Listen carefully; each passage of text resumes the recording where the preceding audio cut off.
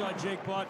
I'm Corey Provis, Brooke Fletcher from the sidelines in just a second. Intriguing matchup today, folks, here in the Big Ten. You have two teams, both 3-3, and both coming off a bye. And you think about 6 wins, you think about a bowl game, and the winner today certainly takes a big, giant step forward. That's right. Hey, 6 wins is the magic number. That'll get you to a bowl game. But in my opinion, for two programs kind of in transition, trying to get to that next level, it's less about the game and more about the 15 practices that come with that game. That is a critical developmental period for two teams trying to elevate towards the future. All right, Jake, let's talk more about this matchup. Begin about what the Huskers well off.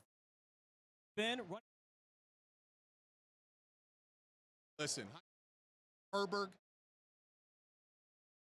fact, he was dad played for town called. What's going on, everybody? Welcome in. Big Red Rant. Game 7, Week 8, Northwestern Gary. Never easy. You think it will be. You think it's going to be a bloodbath. What's with the blue outline on the numbers?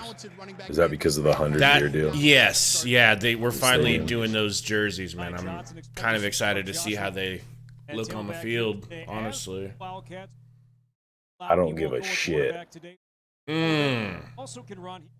Turn that off. Did you get into like the alternate uniforms and stuff, don't you? It's fun. Is it? I'm not a curmudgeon, so I enjoy new things every once in a while. Yeah. Not like a grown man getting excited over pretty things. I like the throwback idea. We'll see how they are implemented. I haven't even seen them yet on field. And speaking of Nebraska, hello, Brooke Fletcher.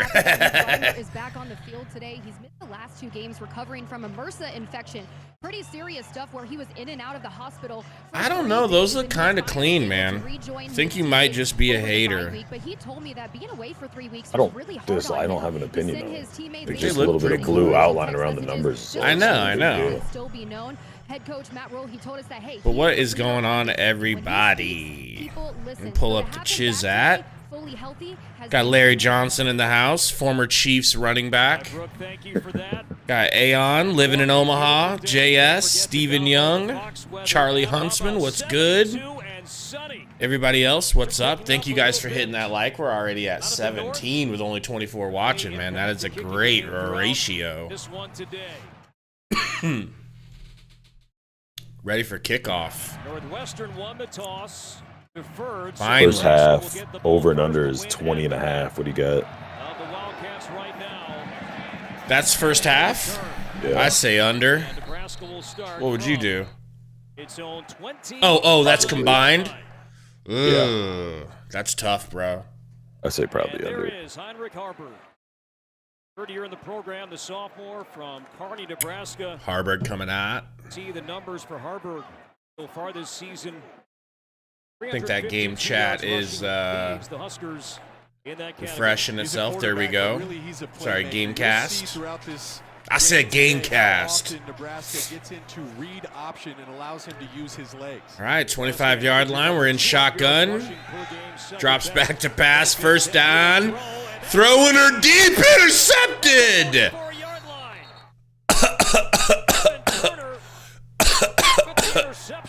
That's my impression of the Huskers coughing it up.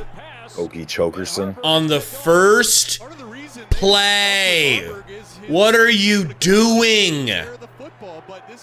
Who was the running back? It wasn't Grant, was it? Bad pass. Terrible pass. Way behind Fedoni. Way behind Fedoni. Bad pass. Get Jeff Sims out here. Just kidding. Damn, bro. Horrible pass, man. There's nobody in front of him. I don't love the call of passing on first down, but that could be just reactionary to the interception. Yeah, for sure it is, because he's wide open. First play of the game. Yeah. He's got it. It's a bad, horrible throw. Just how you want to start the game. Uh-oh, and a fumble, Rooski! Oh, man. Sullivan. Ugh. How am I ahead of you? I don't know. I'm always ahead of you. Last 2 weeks. Did you speed back up? You're ahead of me. I tried. I don't know where it's at. Okay. To show Gifford jumping on him. Yeah. They just, yeah. We're in shotgun. I'll tell you when the snap happens. Snap. Nope. Throw. Almost intercepted. Tommy Hill almost got his hands on one.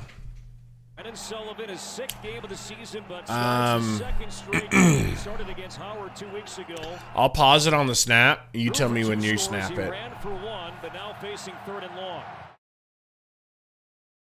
Really, that one should have been an interception here. Bad down and distance, 3rd and long. I wonder if they just run him here.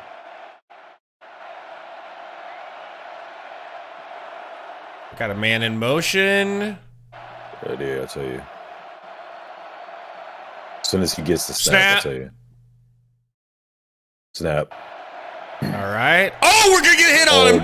Oh, let's go, baby. Let's go. Gang tackle. Gang, gang. Gang, gang. Gang, What's gang. your thoughts on Emmett Johnson starting over? What's his name? Anthony Grant. Very interesting. Very interesting. It's just weird to me, like the emphasis on ball protection with everybody except quarterbacks. He took advantage and finished it off. Well, to be fair to Matt Rule, it's not like Jeff Sims has ever come back in. Well, it's nice and convenient and easy. Ooh. Blocked punt? How is that not? Really? Get in the end zone. Oh, he's on the line. Let's touchback. Oh, my God. Don't you feel like the decision for Rule was a lot easier with Sims being hurt for however many weeks? Definitely. You are right. I mean, it's not like he would have replaced him, more than likely. I mean, yeah, it's hard to say. But, ooh, he's on the line. Bruv, he's on the line. They better look at that. They had better look at that. What's going on, everybody? We're up to 75 in the chat, man. What is up, Mark Hub? Go Big Red. Aeon, what up? Yeah, let's we got to get out of the end zone here. We got to get it. Hopefully they review it and be a touchback. Give us a touchback, but I mean, he was tiptoeing in his Jordans on the tiptoeing. Yeah, on the goal line. That was crazy. I just if we can get the ball back in decent range, I mean, if we could score here, even a field goal, it's almost like giving me the same vibes as when we stopped them on the goal line a couple games ago or last game. Yeah. And it's like, shit went real bad, and then if we can get it back under control real quick, that's good. If they review it and it is a touchback, it's almost like you're restarting from Nebraska's first possession. Mm-hmm. Like a do-over, but it just hurts his stats a little bit. Chris B says, well, this is definitely starting off interesting. Ain't it, though? Yeah. I mean, this is not what you had in mind. Not what you had in mind. And you're right, that pass was open. He could have went. Yeah, he could have. Just a horrible throw. Horrible throw, bro. And I guess the reason for me is like that I don't like a throw right there is he's not in any sort of rhythm yet. And you're throwing it deep-ish over like intermediate, deep depth pass right off the bat. Like, or you're a D1 scholarship quarterback. You can't make that throw. First play of the game. It's not like you had a crazy 20-yard out. You don't want to give him no little, swing pass or a little short slant or something easier to convert right off the bat to make sure you're... No, I want my quarterback to hit guys that are wide open and not throw it 6 yards behind them. But that's just me, man. I'm crazy. I'm crazy like that. Well, at least the defense got it back. They looked bad. They looked worse than us, and we threw a pick. Their offense looked terrible. He also told us for tight end Thomas Fedoni, expect a big game. That's Harburg's favorite target.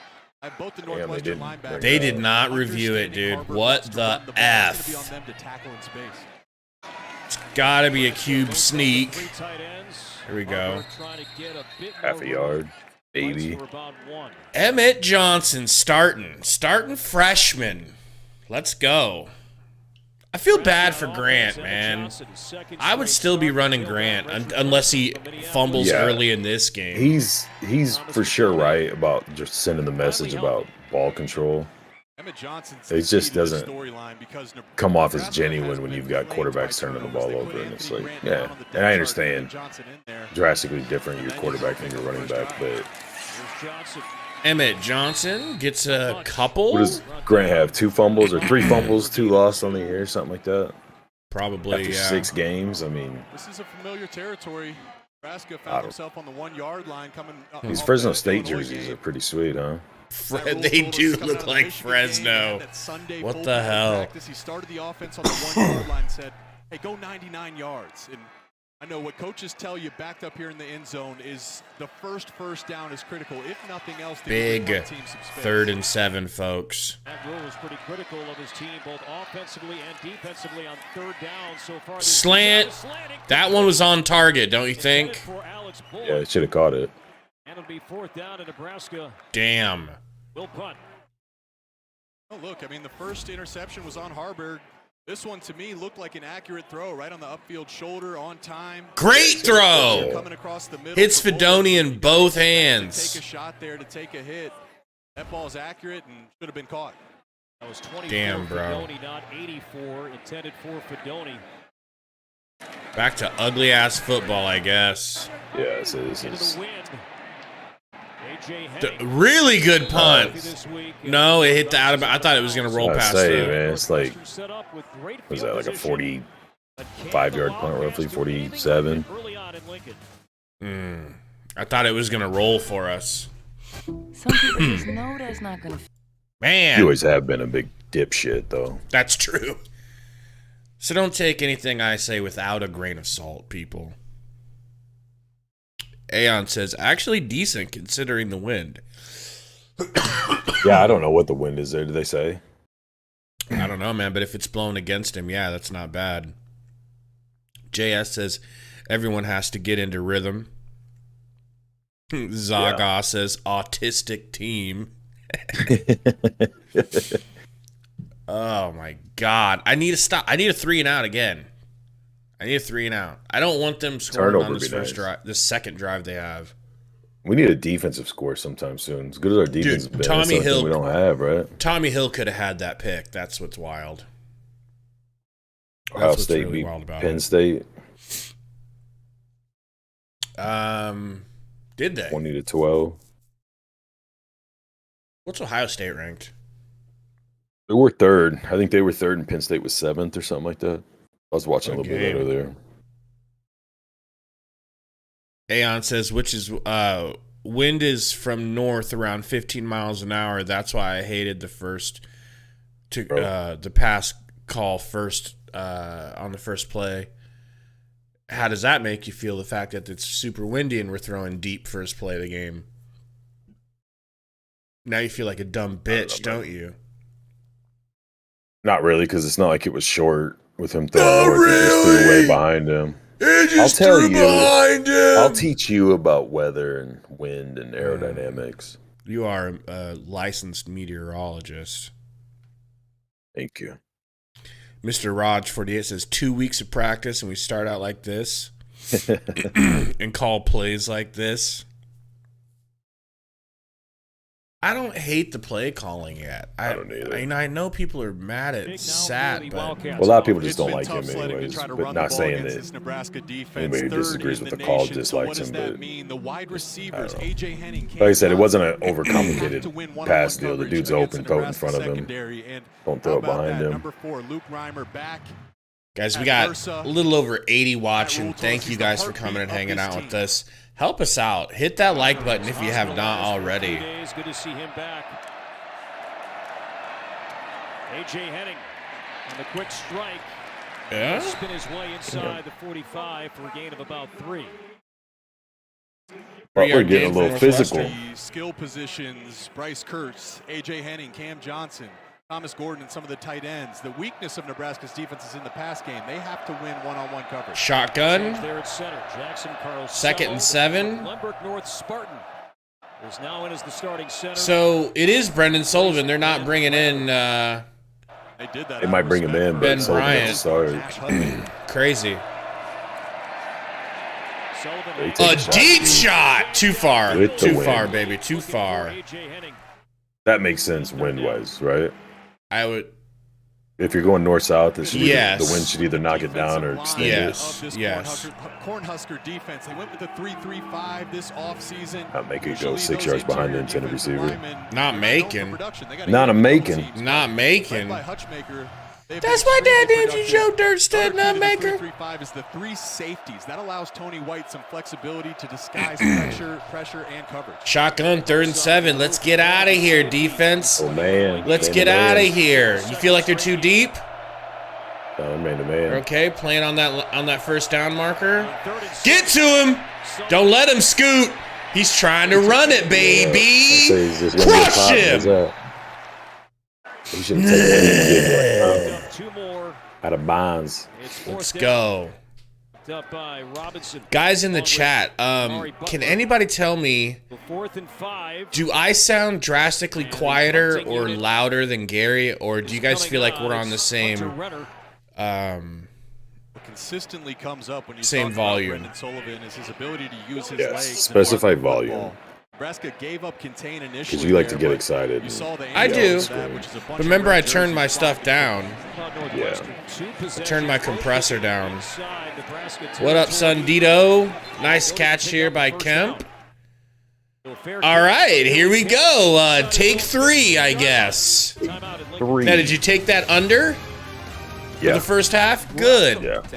Is it too late to get in on that action, I take it? You see if there's a live line.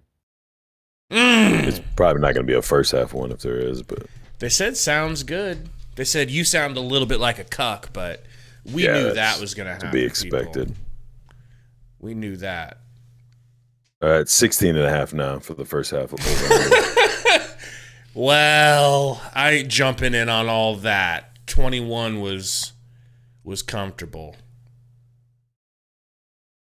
They saw this terrible offense start happening. They're like, yeah, let's go ahead and pull that back. I mean, to be fair, Nebraska shit the bed that first drive, but second drive, you don't have your full playbook. You know what I mean? When you're right on the edge of the one. Just trying to avoid a safety or disaster. Yeah, basically he's trying to give your punter room.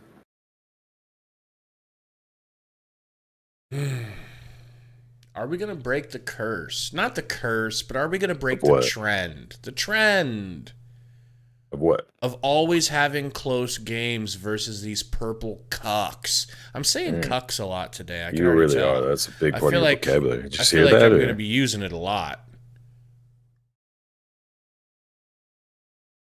I just want that so badly. I just want to get over. I don't want to lose big. I want to obviously win by all I'm asking for is 1,000. Can we win by 7 points?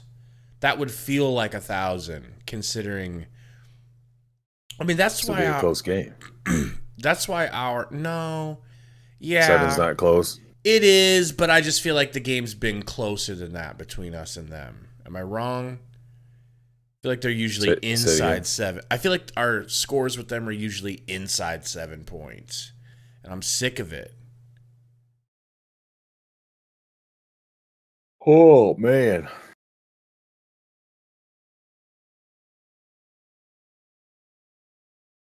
Especially with Northwestern, man.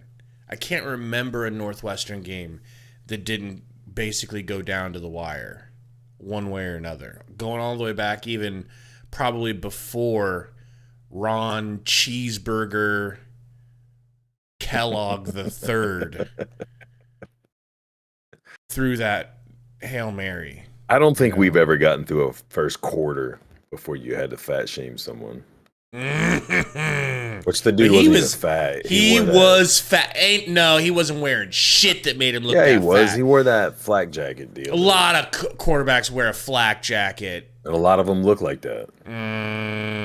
Donovan McNabb in his later years looked like that. Such a hater. All right, we get out to the edge. Woo! Get on it! Attaboy, Fedoni. Way to make up. Dude, when's the last time you seen a collision so big it made the ball pop out? There wasn't a swipe really on the ball. It wasn't a helmet on the ball. Kemp just got blown. Oh, it was a helmet on the ball. I want to see if he pulls Kemp now. This has been the conversation with Sorry, Kemp. Starting a freshman over you. In years, turnovers have killed this team. It's been a priority. Matt Rule mentioned to us in the meeting as he has week after week after week. I mean, that was a helmet on the ball. What are you going to do? That was, yeah, plus he was already wrapped up. Shotgun. Johnson Nobody in the wide. backfield with Harburg. Gonna throw over the middle. Jesus I'm going to Christ, fucking man. rip my nuts off. We're going to see Jeff Sims today. I'll bet money on it. Let's make a bet. Shut up. What do you think? You think he will or no? Yeah, I think he's going to come in. You ain't winning on me. I think they've just been dying. Oh, yeah. Reason to go to him, and he's just giving it to him. I mean, Fedoni's got to catch it. don't you think Fedoni can That's catch two. that? He hit his hands. That's two that have hit him in the hands he didn't catch. Yeah. Oh my goodness. That's on Fedoni, bro. That's two receptions, or should be receptions on Fedoni. The first one was all Harburg's fault. 100%. I'll tell you percentages. Yeah. You'll tell me. He was 100%, You're way so smart. good job You're way on that. smarter. 13-yard line. End around handoff. Holding. Tommy Hill got held. We got a hold. We got a penalty. Vince Watson says, "What's with the Shitterfield play calling?" I don't really have an issue with it. Offense number 88. Your quarterback throws the ball 4 yards behind a receiver, and then you got a receiver that has been targeted 3 times and twice it's hit him in the hands and he can't catch At some it. point, Northwestern's offense is going to have to wake up. The Was that the hold that you saw on Hill? Yeah. To start the game. Or was it a lineman hold? Between penalties and No. negative plays, they've Hill. just worked backwards on offense. Northwestern's had the ball now 3 times, and all 3 occasions the drive has begun. You've been upgraded now because of that. Good call. You're now just a soy boy instead of a cup. Look at me. The 21 option. Is that Bryant? This is Jack Lausch. No, Jack Lausch. Quarterback presents a Wildcat option for Northwestern. Who made the tackle? Was it Gifford? I didn't even pay attention. Yeah, there was so many people there I couldn't even Nebraska see. had the ball, Brennan Sullivan Sullivan's bleeding. with his right Sullivan hand, got so a he was being boo-boo. looked at and treated on the Northwestern sideline. He injured his thumb late against Howard, but he told us yesterday. So Braun Sullivan did. must He's really be back hurt, at quarterback right now, but that was more cramp related than anything else. And he was I didn't fine. think he was going to come back. Sullivan back in the game. Pump fake, gets grabbed and taken down. Bro, He was getting there held we the whole way go. Hutmacher getting in there. He was getting held the whole way through and still just took that dude with him. What up, Jose? Like I do to you. Shit. Bro, they held the shit out of him. Remember when we were watching the Howard versus Northwestern game? They were blowing Sullivan up, dude. Like, I definitely saw sacks for us Don't in act this like game. you study game. You're right. all of a My sudden. bad. I caught a You're instant. right. I caught one instant replay. You were watching on, a get him different game down, 2 get weeks him ago and down. they cut to one play. Yeah. For 3. And I was like, is this college football? You're like, I'll make a whole video about this team. Just run it up the middle, so Because I just saw that one play. you don't go backwards. All right, man. Let's see if we can get real lucky and keep them off the ball in board real here. Favorable field position, and now all of a sudden, this is not an easy field goal. It's about a 45-yarder. Yeah, it's 45-yarder, but they've got the win behind them. Score of 4 on the year, You have to say anything about this, the physique of this kicker? 40 yards did that against Utah. I'll leave kickers alone. I even like a fat kicker. Oh, A little bit of extra weight behind the ball. That thing is in there. And it is good. Woo! Oh boy. What up, Shadels? Very rough start, Shadels. So, very rough. Do you think their Satterfield rule, whatever the offensive game plan coming in was more to try to exploit their secondary? Or do you think with trying to, in my opinion, hold that fake mantra of if you fumble the ball, you don't play for me?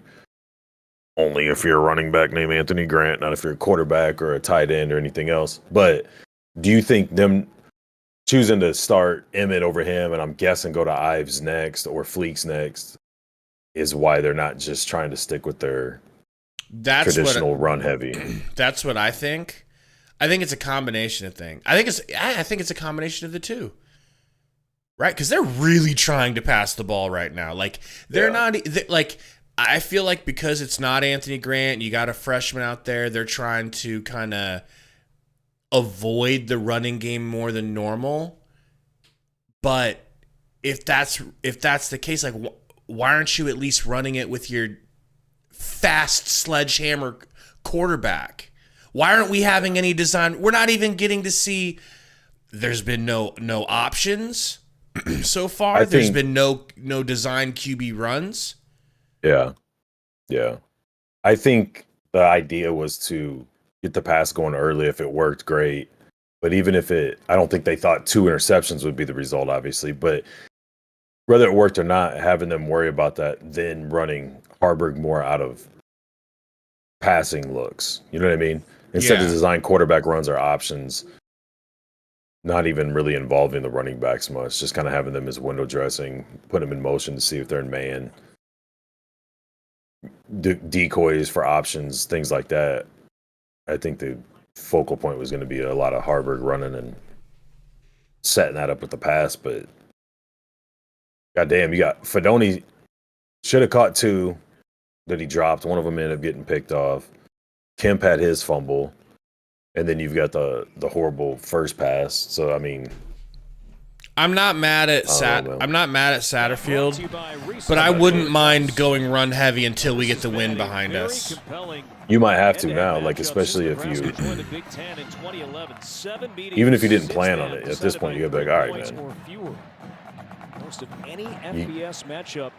I know rules talked about taking the leash off of Harburg and letting him go play and do his thing or whatever, but at some point you got to do that with these freshmen. You got a lot of freshman receivers, no targets. Keep throwing heavy to Fedoni. You've got 2 freshmen, one's a redshirt in your backfield with Ives and Emmett. Like, you're going to have to start seeing what you got with some of these guys. You can't just... Harburg's going to be the one that runs, and then he's just going to throw to Fedoni and Kim. Weird kickoff formation. IMO. Tommy, just don't cough it up, baby boy. Tommy gets a return. No flag? I mean, they grabbed him around the neck, but... He didn't grab nothing, though. I'll tell you what was grabbed. Face mask, you little bitch. Too much? Too much this early? I think it was warranted. But also over here when they came out of that last drive, Armand Sims, a wide receiver coach. Shadell's with a great point. Says Coach Roll needs to start licking those lips. He needs to start licking those chops. His lips must be dry, the way that we're performing. All right, shotgun. Who's in the backfield? Run. That looked like a busted RPO. A loss of 1. We're in for a long day, bro. I got distracted. I was looking to see what the number on the jersey was, but I got distracted by the ugly breakdown. It looks like Emmett Johnson. Unless he just came in, he's right there. Raj says we have -7 yards right now. It is Fleets. This offense needs to be high-fiving and hugging the defense. There's a 4 wide. Negative yards for both teams so far. Yeah, it is Fleeks, daddy. Oh, Jesus Christ. Okay. And will just work his way for about 3. 38. What am I looking at, Gary? Remember when I thought we could shut out Northwestern because our defense is so good and they'd be able to move the ball? Yeah, I've been meaning to talk to you about your ego. Why'd you tell me to say that? Why did you put that in my script? option and quarterback option. Just like when you were like, you know, so sure that we were going to beat Colorado handily. Beat Colorado, dude. Come on. Still won't let that go. Shotgun. We got Emmett out into the motion, out into the wide side of the field. Nice block. Oh, boy. Yeah, Corcoran just gets turnstyled. No. Can you go back? I don't even think he did go back, though, bro. That's he the went funny back. thing. Everything has to be in front of the line. He got back to where when he... There's no way this play stands. stands. Oh, my God. This play's going to stand. Snap it. Oh, my God. They got away with it. Might have got away with one. Wow. I don't think you can go back, but I don't know. I'm not a rules aficionado like you. Yeah, I don't think he jumped far back enough, dude. He took like a half a step backwards. No, he was back, man. You only have to have like anything 1 foot behind the line. Oh, okay. Anything. Emmett getting loose. He's like, give me the goddamn ball. I'd feel better if Emmett was wearing 22. Is that just, you know, a weird thing? As he's finishing that run, number 21, Emmett Johnson, 2 hands. That's Gabe Irvin's number. Clearly, he's hearing Matt Rule saying, guys, we got to take care of the ball. Shotgun, handoff. Emmett crunched at the line of scrimmage. Maybe got half a yard. Did Borgacher just whiff on that dude, or was he supposed to go to the next level? That here we go with Big Grant. Finally. Hey, you know how I have like a really dark sense of humor? Mm-hmm. That part of me right now is hoping he fumbles on his first kick. Comedically, that would be the best move. That's it. Just comedy. Nothing else. I desperately don't want him to. I love that dude. For a goof, it'd be great. Yeah. That's also true for practice. He hasn't been secure in practice. Hand off to Grant. Grant goes down after a few yards. Gonna be probably 3rd and 7, 3rd and 6, maybe. There goes Gallagher, almost trying to punch that thing out. You see all that space underneath his shoulder. Look at, oh, man, Gallagher, he had a chance to punch that one out. I would not be surprised if they identify when 23 is in the game, Anthony Grant. If this Northwestern defense isn't trying to punch that ball out. They said it looked like you were going to fumble, get back on the bench. Right. Nebraska going into the wind right now. Harburg and shotgun alone. Gonna throw. Bonner cannot come away with it. That's the exact play they ran when he threw an interception. It wouldn't have been a first down. That's annoying. I don't understand it, man. And decided to throw to Fedoni. That one, he was on the money. Correct read, put it right on Bonner, hit him in the numbers. The ball falls to the ground. We make this See, I feel like it's a no. 47 yards into the wind, right? With a 3 for 7 kicker. From 47.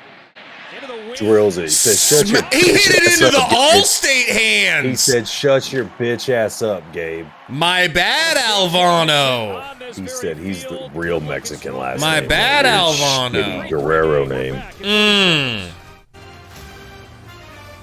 What a good kick. Into the wind. That feels good. 6 points, and you're probably feeling decently safe right now, right? I don't know. This McDonald's commercial,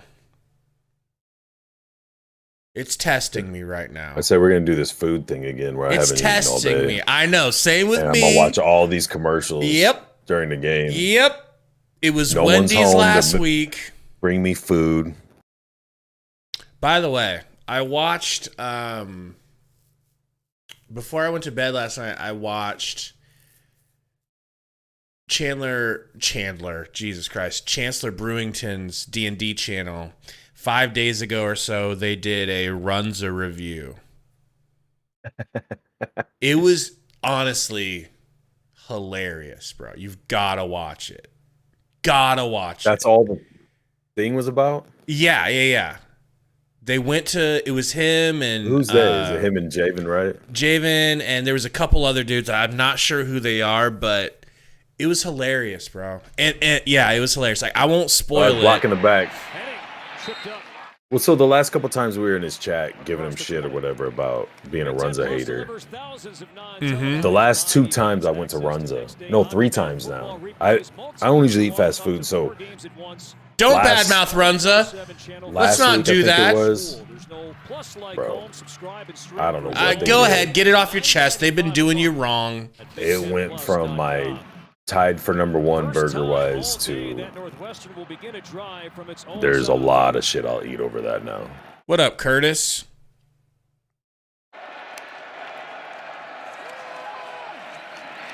They didn't call blocking the back on the return. Aeon says Runza's not anywhere close to as good as it used to be. What could have happened? Dude, What I'm could telling you, have the happened? burgers, the last 3 times I've eaten there, the burgers, there's like little, it's almost like plastic, like little pieces of meat that separate from the rest of the burger. And it's like hard, like crunch. Like, You feel like they changed like their hard. meat? Something's different.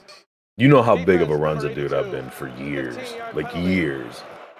And I didn't even finish it the last time.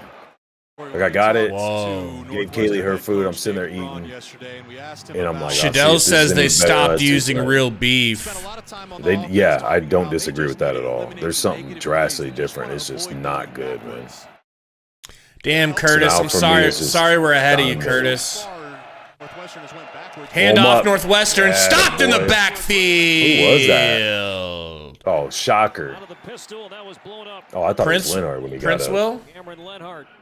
I think that was Prince Will. But I thought when they got up, it looked like Cam Leonard was the one that jumped up. That was 11. Or is 11? Is he 11? What's Borders? Yeah. I gotta get these numbers down. Yeah. Borders is 14. All right. Get them mixed up.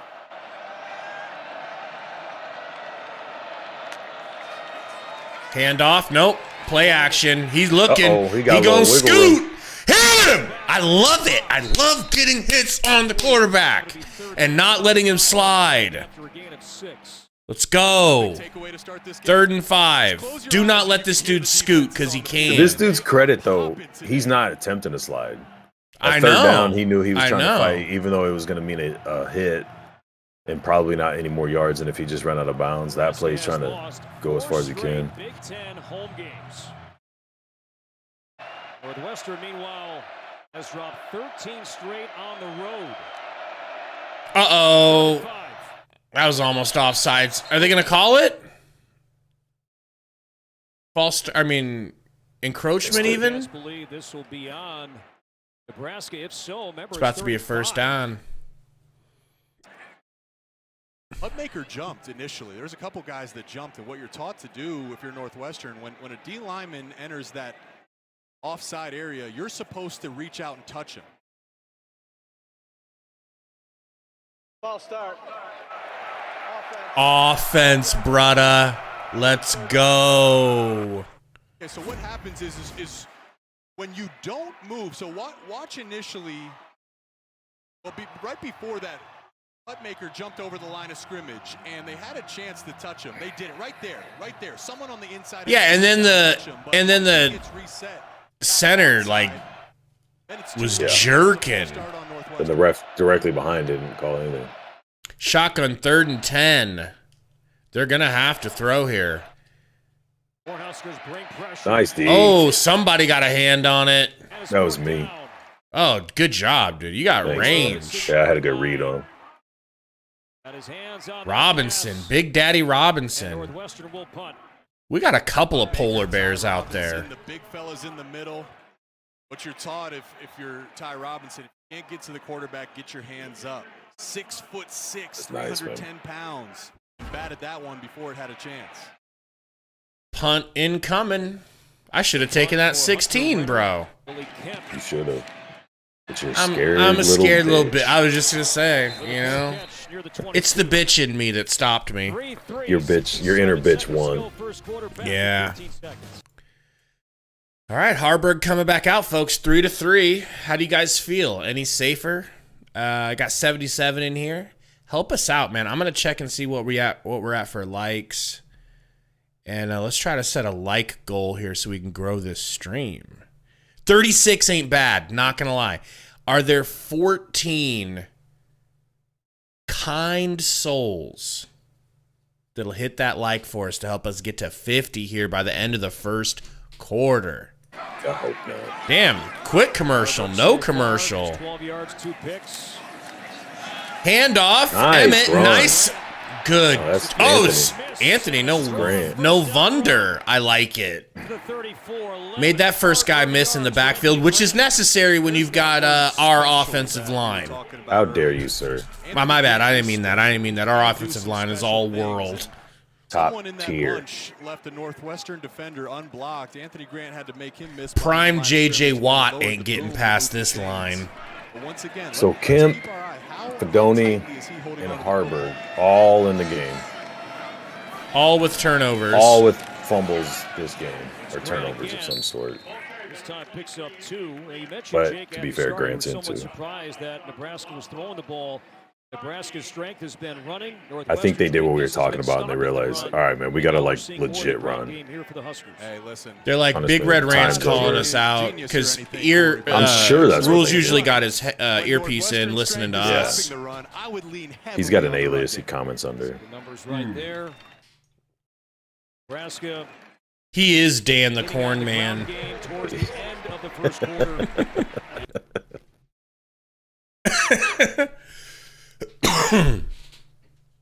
Man.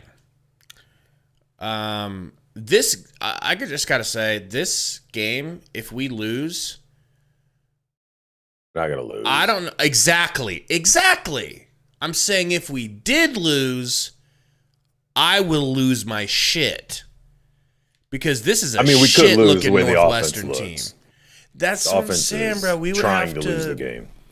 Yeah.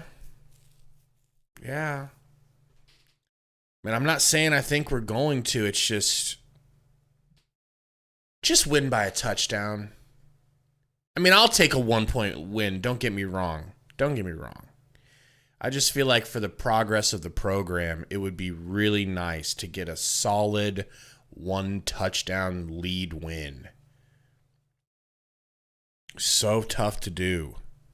I just keep waiting for a game where the offense finds something where they start getting some continuity or momentum. Yeah.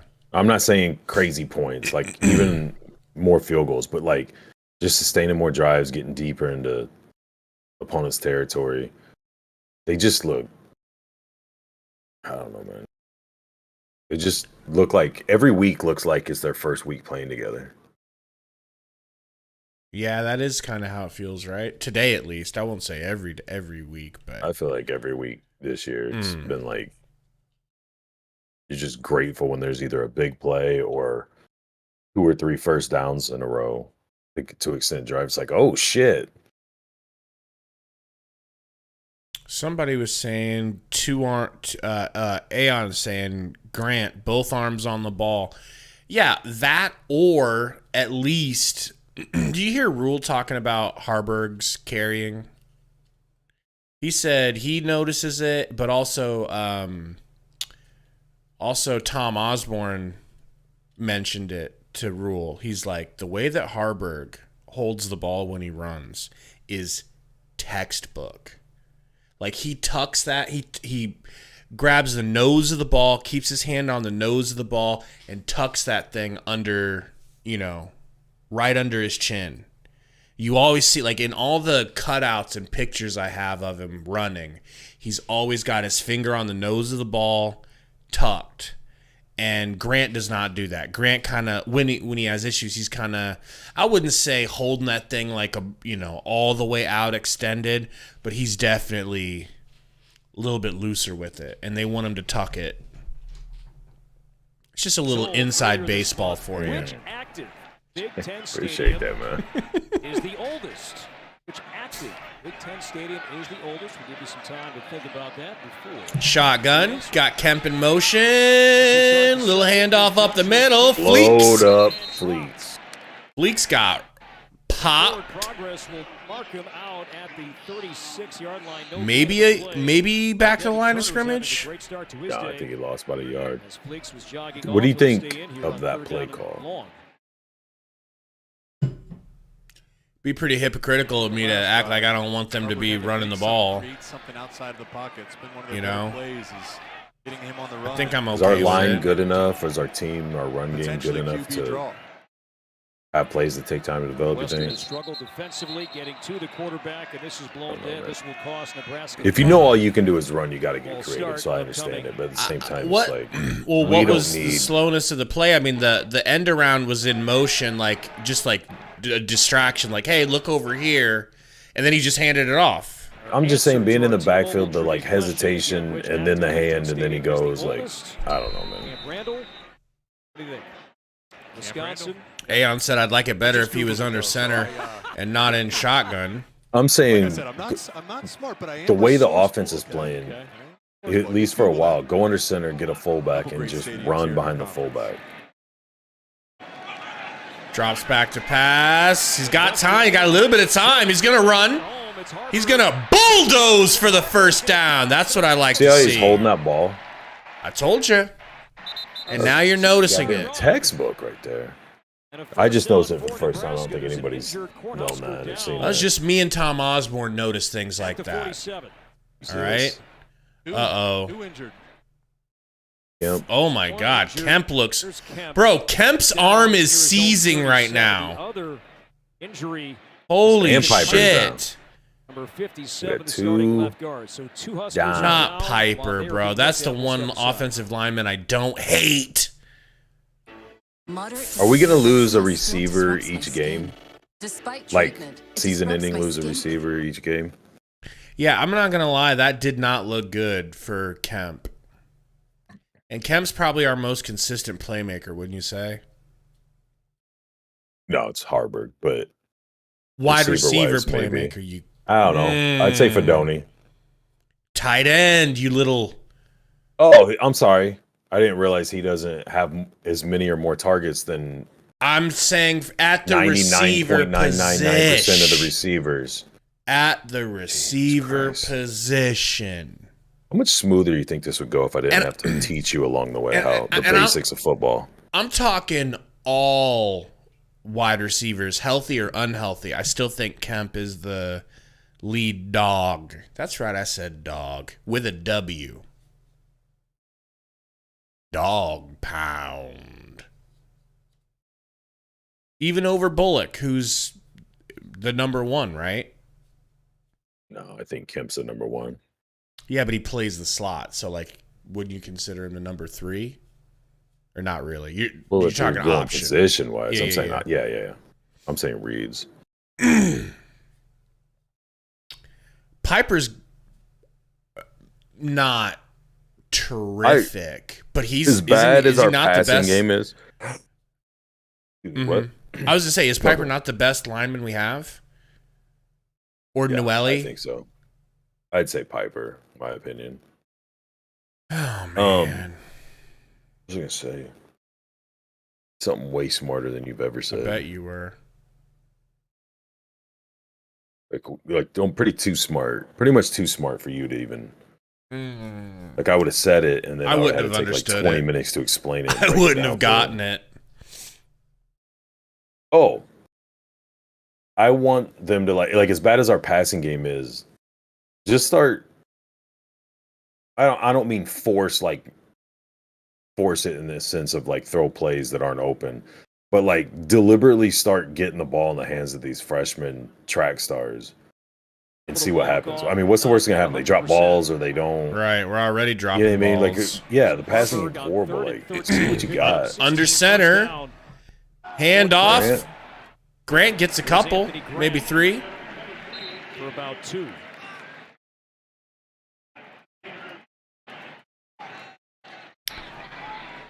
Mr. Roch says Hahn needs to step it up now. Coleman too. Yo. Yeah, I'd like to see something from Hahn. Positional shuffling that Matt Rule has had to do with his Dawson coaches. Boyd. Context matters. Like, just start seeing what you got, man. Internal adversity throughout the year. Even if it's quick little slant plays. Bro, we got 67 yards. They have 0 yards. This is ugly. It's a good game. If you like offense, this is for you. Harbor. Don't pitch it. Good. Don't pitch that no matter what happens. Don't even look at the pitch, man. Don't even realize that's an option. Close your eyes and you can hear good football. Coco Azama, who's going to come. He's as likely to pitch it on these option plays as he is to punt First it. things first, as a secondary guy, you got to read it. Then you got to trigger. And then do you decelerate or do you accelerate? Azama accelerated through the tackle. Man, it sounded like a gunshot up here. Pow!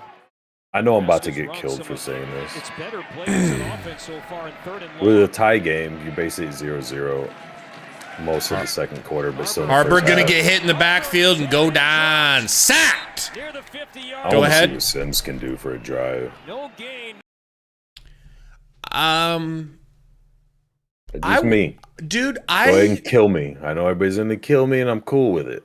I'm gonna throw an insane twist your way. Changed up. I agree. And I freaking love Harburg. I'm not saying I want Sims to replace him. I'm just saying he's a weapon, bro. There's no denying it. When you're super stagnant, you got to just try to do something to get a little. I'd like to see some running from Sims. Not necessarily a whole lot of passing. I'd like Sims to come in and try to establish the run a little bit. I don't know. I'm not mad at Harburg really at all. It's just no, I'm not. It's like let's just see what happens. I'm saying, who you thought would be your playmakers at the beginning of the year, most all of them are out right now, offensively. Shadell's agrees. And then you got apparently this disdain for your freshmen, both running backs and receivers. So it's like, all right, man, get another athletic dude in there and see what happens. Yeah, let Harburg catch a couple passes, put him out there, let him tight go back end, to that tight end H-back spot. Yeah. I mean, I'm not hating the chick on this Jared commercial. I don't objectify women. I'm sorry. I didn't even notice. That's true. I didn't know her well enough to be able to speak on her personality or her character. You are a big feminist. I keep forgetting. You're feminist AF. And I want to respect that. We got 111 watching in here, man. What's going on, everybody that's just joining? If you're just coming in, please help us out and hit that like button. We're suffering, all right? We're suffering from watching ugly football. Don't hit the like. Don't hit it? Okay, don't hit anything you say I'm against. So Okay. I just want them not to hit like just to piss you off. Well, you're only hurting yourself in that case. Yeah. Worth it. Starfield. Looks like something you'd watch. It's a game. Or play. Sorry, play. Only if it's multiplayer. I like to play multiplayers with friends. I don't really like to play games alone too much. So I'm gonna have to get in on the under in the second half. Because this feels like the type of game that ain't really gonna turn around that much offensively. I think it's going to be a 14-10 type game. Yeah. I mean, I'm not trying to be biased.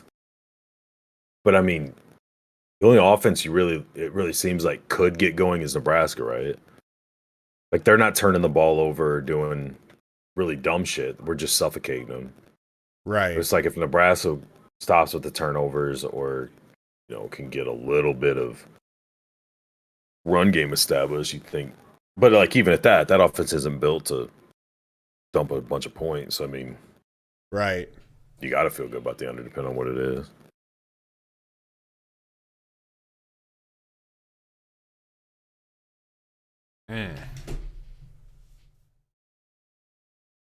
Forward, pretty favorable second half schedules. It just adds to the aura of this game, and to get to that 4th win, to just get to that place where you're knocking on the door 2 wins away.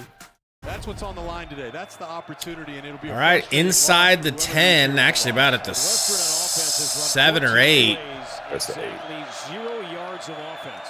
Those little dashes at handoff, represent a yard. and So Reimer gets in there. Get 8.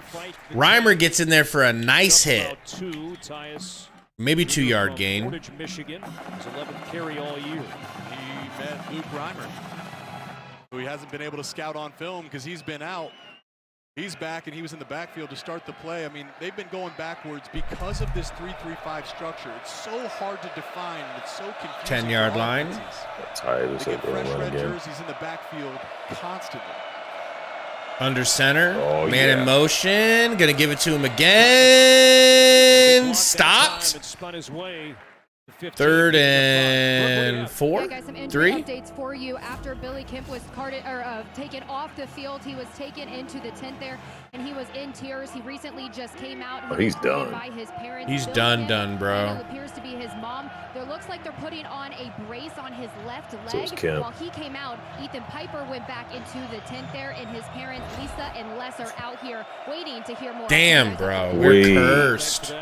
We're cursed. 3rd and 3. Shotgun. Pitch. Gone. And that's going to be a first.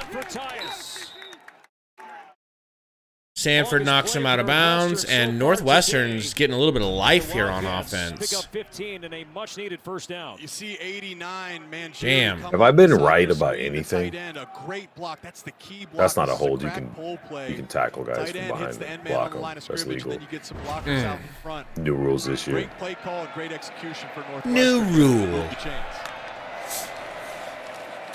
Handoff up the gut. He gone. Unless we can catch him. We caught him. Brown. Woo! What a Remember when I catch. said? Remember when I said? Omar Brown saved that from It looks like Only our offense is could gonna get going as if anything Nebraska going. gets going. They've got. It looks like they've got our defense a little tired. What a chase down tackle, bro. Yeah, that's good work by Brown. Thank God that running back don't have breakaway speed. You gotta try to hold him to a 3 here. They get turnover. You are vulnerable. Great run by Tyus. Yeah. Rare big play on the ground allowed by Nebraska. End around fake, and the running back's gonna run right into his own lineman after a 5-yard scamper. Sorry, quarterback. Here you go. Now you got momentum. You had some success. You've been running the ball well. Later in these drives, you know, the defense starts to get a little bit more tired. Wonder if Bajakian, the offensive coordinator for Nebraska, stops subbing and sees if he can keep these 11 from Nebraska on the field. Got a snap, and oh, if only the quarterback had kept that. First down on the RPO. Right up the gut. Once again, two red. Question is this ref Bay? Because I can't tell. I'm getting mixed signals here. I wouldn't notice. Seems like she has a good personality, though. See, people, he's a feminist, and you gotta love him for it. High character. Brian Hayes says, "Fugly day, isn't it though?" Hand off Northwestern. Dude, that's a hold. You gotta call that one. Jesus Christ, dude! Watch this hold if they show the replay. You see a lot of differences with the different tailbacks, whether that's Porter, Hyman, Tyus. When you look at this Northwestern, This is incredible. Gets 2 Like yards. I get a lot of them they get away with, but good Lord. To him. You know, he's dealt with some injuries throughout his career, but he's definitely their go-to guy. Really, I think it's less Tyus about comes the back backs, in. more He's about the one that broke blocking that big schemes. run. You give credit to the O-line and tight ends on this drive. Hand off to him. Nice. Stop him in the backfield for maybe a 1 or 2 yard loss. Gifford in there helping Right. clean it up. Dude, Gifford really grew on me last week. He was so nice last week. Take a look here. That's Josh Thompson, your right tackle. That's the key block. Watch him. Doesn't Bro, get it. Javen got in there like right away. Yeah, Like we Bullock said, 1, 2, 3, 4 got red his jerseys legs in the after he made that backfield. miss, Bullock but then he beat followed Thompson it on that up. play. Forced a cut and a tackle for loss. 9th play of the drive upcoming. The previous 8, everything has been on the ground. Fake handoff. Quarterback gets out to the edge. Ooh, They nice. grab him. Good job, Nice. Tommy Hill. Yeah. Yeah. Put his ass up. To the 14-yard line, picked up about 7. All right, man. Held him to 3 again. I love To it. be made. Unless they're going to go for it.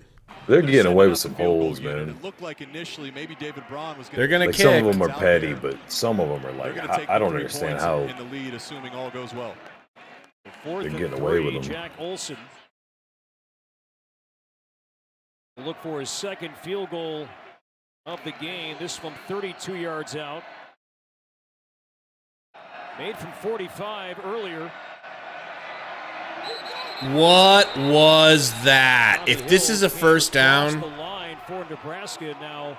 Hill's clapping. Must be on them. This is on the Huskers. This will be a first down. Big call here. Full start. False start. Offense number 43. I mean, it's not going to affect the kick, I don't think. I mean, they're still really close. Snapper. They're going into the win, aren't they? Yeah, you see a little twitch there. Yeah, a little flinch. Back them up another 5. Can't do that, but I don't hate it if you're Northwestern to try to do a dummy type snap or fake snap there to see if you can't get the first. I mean, down. it's not like it's 40-mile-an-hour wind. Right. So now from 30. Kick is off, and it's good. Right into the All-State hands. Couple of field goals so far from Jack Olson, and the Wildcats lead by 3. Ethan Piper is playing and Piper's getting carted off. 31st career game, but he is being carted off the field They today get, at the Stadium. What's his name? Some people just know what road to take. Those are the people who know to choose all. Rahaska. Please no. Who else? Who you gonna get? Grab a random woman out of the crowd. Butovsky. All right? Take her into the locker room, suit her up, give her a couple pointers, and she'll be just as good as Prohaska right off the bat. You know, at least a random lady from the crowd would have some upside. Raj said Piper already had a little bit of a knee issue. Sundito says, so what's our options to try to jumpstart this damn offense? I think Gary was right, man. Put in Jeff Sims. See what he can do. He's healthy now, more than likely. Give him another look. Somebody who actually, I mean, I'm not trying to be down on Harburg, but I'm not saying to replace Harburg. Sims I'm might saying actually just give a drive here or there to see if you can do some up. But from a coaching standpoint, if you're not ready to go back to Sims, that could be kind of playing with fire. You put him in, he has explosive drive, we score a touchdown. Now you've created, you've got your controversy back of. I mean, I'll take. Gotta stick with him now. I'll take a controversy. Yeah, you're not the coach. I'll take a controversy as long as we can start moving the ball, Gary. Let's not forget that we would have begged to not move the ball the first 2 games of the season when we were turning the ball over. Yeah, but we are turning the ball over now. We're right back in that position where we're turning it over. Just a little bit. Those guys will get benched. Rule doesn't tolerate turnovers. Those guys are out for the rest of the game now. You're doing a real heel turn. You're doing a real heel turn on Rule. Cody says, how many ACL injuries is that now on the season? Feels like 7. Yeah. Illinois beating Wisconsin, says Zaga. That'd be sweet. Might not matter if we can't get our head out of our ass on offense. And the Fox Sports app. Kick is away, and it is at the 5. Hill gonna get a good chance here. Hill, don't lose it, baby boy. Good job, good job, good job, good job. Of the 24-yard line. Speaking of that matchup here tonight, for more on that, we send it downstairs to Brooke Fletcher. All right, I'm here with Emily Eman. Now she's going to be the color analyst for the match here tonight. I mean, we got the 2 of the best teams in the nation. What can we expect from this matchup? Did they mean to wear the exact same clothes? With Wisconsin against the best defense in the country for Nebraska. It's going to be so exciting. It's going to be an all-out slugfest. Every time these 2 teams meet, it's an all-out battle. So every point, that's what it's going to look like. All right, well, we know there's a lot of stars that are on both of these teams. A key matchup. Shotgun. For in this match. It's going to be the right sides for. Hand off to Emmett Johnson. He's got a little bit of room. In the country. And we also have Andy Jackson. Grabs it 8 yards. Let's go. How do you feel about on Wisconsin side? They have women's whose eyebrows are different colors than our eyes? She's 6'9", so she goes literally up and over every single person. I feel like she still looks pretty damn good. I'm not going to lie. Yeah, I'm not saying like that. It's just stadium. For whatever reason, like it stands out so strong to me, like it just boom. That I didn't even notice. Here. So what? Flag on the play, but it looked like Personal foul. a first down. Face mask. Defense. Let's We'll take go. that. 15 yards. Add another 15 yards to it, baby. I'm gonna go refill my Like I said, coffee over deal. I'll be right back. 92,000 fans showed up for that match here. I mean, Nebraska, look at the crowd here today. What does that tell you just about this fan base and how much they love their Huskers? You know, rating-wise, MWI, I'll go like a... Especially for volleyball, one thing is they know. I feel like I'm looking at a couple of 8s here. Matchup, but to pack You know? 92,000 people into a stadium. What do you guys think? Only a place or thing that could happen in Nebraska. These fans are absolutely relentless. Shotgun. Packed stadiums. Nebraska to sell out. It's better than 3 wide. One in the backfield. Harburg to throw. Hits Fedoni for 5 yards. Brooke, Emily, great job there. Can't wait for that tonight. 8 o'clock Eastern. Number 1 against number 2. Both teams undefeated. And Wisconsin, by the way, has won 10 straight against Nebraska. The volleyball matchup, 10 in a row for the Badgers. Will that change tonight? Number 2 against number 1, 8 o'clock Eastern. Cannot wait for that right here on the Big Ten Network. It's a great Shotgun, fun sport 4 to wide, watch. while So 3 in exciting. Fedoni. Got 1 tight end out there. 2 of the best in the Emmett in the backfield. Second drive here for Nebraska. 6 seconds on the play. 3, 2, handoff. Oh, he got hit in the backfield, but he stayed up. Let's go. That was my favorite run from Emmett Johnson so far. He got smacked during the handoff, brushed it off, and got the first down. Beautiful. He's 5'11", 190. Beautiful. He runs like he's 6'5", 240. I mean, he went through 3 or go. 4 hits there before he finally was brought down. Emmett just had a really nice run. Did you see that? How many times we score? Oh, Lowy's in. First quarter that we were somewhat surprised Nebraska was. Not that we have a choice. No, I didn't. I didn't see it. It was really good, No, man. no, I didn't. Nah, I didn't. Currently against Northwestern. Play action out of shotgun. Harburg on the run. Flushed out of the pocket. Throws. Nice. Let's go. That's good, man. Bullock. Scott did a really good job blocking. Oh, that was Borkacher. My bad. Confusing my whites. Part of the story for him to become the starter today. Yeah. Remember, Jeff Sims Watch is six. healthy, but Matt Rule said this is Harburg's team. He's done enough. This is He got really blown where up he's at the his line, but best. still When the initial kept his reads composure aren't and there, kept the he dude gets off him. outside the pocket on the run. He's almost Bork more got accurate rocked. on the run than he is standing inside the pocket. His 4th completion today for Harburg. First time to Borkacher, his 5th reception all year.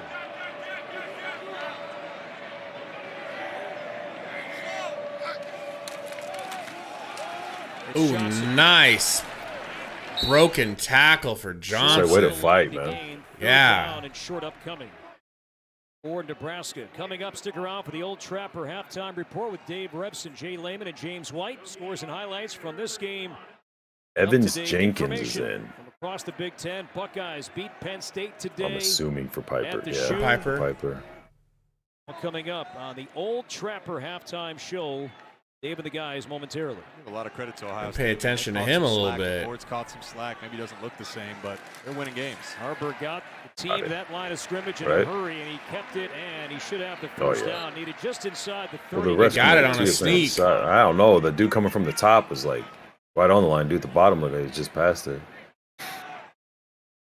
And it is a first down, but currently Uh-oh, we got a Northwestern player down. Wildcat on the field. It's Brendan Flakes, number 93, sophomore from Winter Garden, Florida. He's down right now. MWI says 2 down territory. Well, luckily we don't have to find out. A key contributor in Richie Haggerty. You think they'll switch that So field from Brendan that Flakes is down, and while he's being looked at, turf and the steps rubber aside. shit to grass? With all this turf versus grass talk going on, I think schools and stadiums start doing I'm that. gonna grab my coffee to refill it, but you're the one that played college football. You tell me what you think they should do. Honestly, man, I never got like that badly hurt, but I felt like you could be a lot faster on turf. Of course, it varied from grass field to grass field because you had different lengths or different. Some of the grass was real thick, some wasn't quite as thick, but I never really I don't know. It makes sense, the argument everybody's talking about, but I personally wasn't ever really affected by it, but I wasn't this caliber. Like, I didn't, people I was playing with weren't on that level, so it's like, I don't know. Maybe it changes more, but I just, you see the injuries with pros, college, everything. It's like, guys used to rarely get hurt, and when they did, I shouldn't say rarely, but I mean, not to the level they get hurt now, but back, 20 years or so ago, before that, it wasn't that common to have a guy gone the whole season, or key guys, and now it's like, it's common to not have to go through with 4 or 5 key guys out, either for significant time or for the season. So, I mean, I don't know. I don't have enough knowledge on it or experience or whatever to really say, but it just seems like all players now are very anti-turf, pro grass, and it just kind of makes me think that at some point all the fields are going to go grass. I think that would be cool to go back to grass. Did we ever used to? I mean, if it's safer, then yeah, but I don't know. Seems to be the consensus of all the players. MWI says, I like the visual of the grass game. Stains on the jersey, grass divots. I say, man, just whatever's safer. Whatever truly is safer. Like, they do all these studies on CTE and stuff, which is great. All kinds of rules and stuff for that. But it's like, when are we going to get a definitive study on... I mean, it makes sense that the grass and the dirt and everything is going to give. Right, where the turf isn't, and I think that's a big part of like the rubber pellets. So you think it's like definitive? So there is some. I don't know. That's what I'm saying. If I knew if it was like 100% yes, there'll be less, breaks and sprains and ligament tears and things like that on grass because your foot when you plant it's not stuck. If somebody comes and hits somewhere else, it'll get the grass tear away, you'll slide whatever. Then I'd be like, yeah, for sure. But I don't know.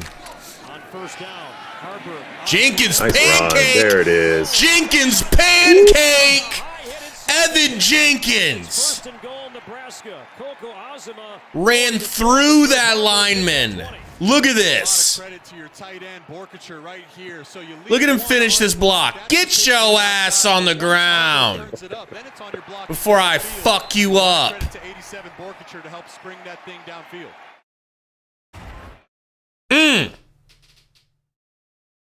Red zone this season, 18 trips, 9 touchdowns. On 1st and goal. Shotgun, handoff. Emmett, he smelled the end zone. Hurry up. Hurry up so we don't got to burn a timeout. The line looks drastically different this drive. Heavy passing, a little bit shocking coming off a bye week, especially understanding how Northwestern's defense has struggled to stop the run, but come on, boys, hurry up. Their rhythm, a lot of that's been on getting back to doing what they do best, which is running the football. Low scoring game, but really no surprise. 30 seconds. Hand off, keeper. He gonna get there. Oh, baby. I like that. I like that. He likes that. So here's that 16. Was it 16 and a half?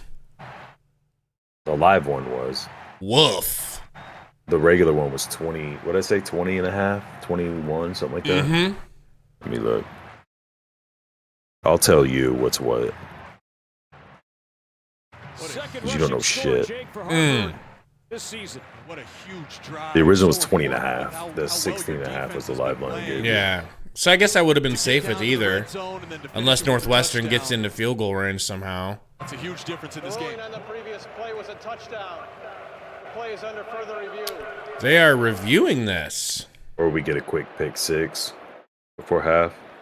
Wouldn't that be lovely? You cool with that? Replay crew will officially I'd lose money for that.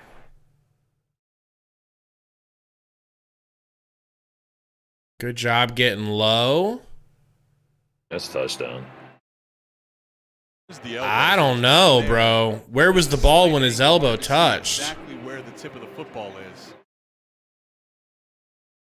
It's going to be close. We got to turn. That's the only view they're going to give the television audience. As soon as that elbow hits, that's when he's down. So it's about where. Got to be honest, bro. I don't know if we got it. Tip of the football. You just need a little bit of color over the line of scrimmage for that to be a touchdown. Let's head out to Los Angeles and bring in our rules expert Dean Blandino from Dude, LA. same angle. How many cameras we got? So what we're looking for is that first body part to hit the ground that would put the runner down. Here it's the right forearm. At that point, you've got to say, okay, when the that feels short, bro. It looks in to me. There's definitely not enough to say it's for sure out. Is the call. Dean, hang in there. Just not enough to overturn. Let's go. Exactly overturn the call. We were looking at it. What up, Patriot? Have the camera right down the line. I think that's why they let it stand, because anytime you put the camera just off the line, it can distort where the ball is, and ultimately they felt they didn't have enough to. All right, Dean, thank you for that. The referee was right down that sideline, so we just could not get that ideal look, but referee was the best in the business. But Dean, thanks for chiming in. Offsides for sure. Go for two. Go for two and ruin Gabe's 16.5 under. I didn't even take the 16.5. If it goes over, you did. Offside. Defense number 2. The penalty is declined. The kick is good. Extra point is good. And Nebraska leads by 4. Let's go. Step aside for 30 seconds. Good run by Harburg, man. I like that call too. Oh, now you like Satterfield. I like the RPO, and I like Harburg's decision. It was a really good decision on there because I think Emmett was going to get crunched. I think either one of them would have scored. Did anybody get any betting action on this game? That's my question. Yes, sir. Royal Pine said they really should have went with the all blue jerseys for this game.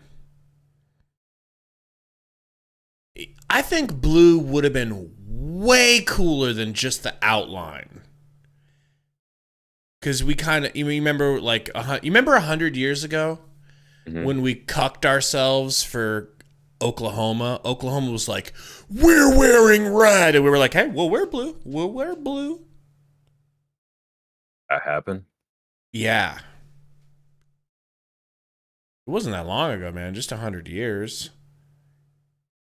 I know. You think that should still be pretty fresh in my head. I don't understand why Oklahoma couldn't have just worn their white, but they were already wearing red, and so we went to blue. Blue jerseys would have been insane, dude. I mean, think of how many blue jerseys they could have sold. I would buy a Husker blue jersey just for the sake of having it in the rotation. Don't say it like that with that sort of,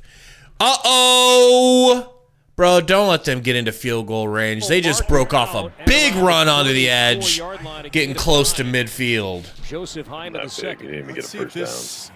Makes David Braun consider. Okay, just 9, but still. 2-minute situation. I know only 16 seconds. You got still having trouble with those yard markers, aren't you? Listen, that's the type of play that's going to make Northwestern be like, all right, we got to try. We got to try. You need a football field that's like one of those cheater tape measures where it has every dash has a number. Has a number on it? Yeah. That would be clean. So they're really going to just. Yeah, okay. 36. That'll be all right, I'll take it. I thought they would go to the middle of the field, like a deep shot middle of the field for to get into field goal range. Now they're going to mark him short. A 3rd down. Especially with 3 timeouts, they could have done that whole drive better. I know. So Northwestern will call a timeout. They're pulling. They're playing Scott Frost ball. Come from ahead. Everyone has a lose. Come from ahead. I know they're not winning. I'm just saying. Cornborn Mike in the house. See what happens, but when you get a break like that, your whole process should change. Cornborn Mike says, just think how dangerous we'd be if the quality of our offense matched the quality of our defense. Very true, but you gotta. take it one thing at a time, and at least one thing at a time has been fixed, right? Like, at least our defense seems like they've really been fixed. Except for it, playing Michigan. I'll take defense is drastically better than it was last year. Yeah, and even if you look at improvements from the beginning of the year, whether it's personnel change or play change, things look a little bit better and different across the board. I think shotgun, they are going to throw middle of the field short. The offensive line's better this year than it has been. Not saying it's good or great or whatever. I'm just saying a lot more serviceable. Do you think that they just threw that to get into range for a Hail Mary? I don't know. I don't know what they're trying to do there. I feel like that's what's going on here. Nebraska here today. I think they're trying to get creative with plays that are low risk, but if somebody can break it, great. If not, you just run the clock out. Nickname for the Huskers, the Bug Eaters.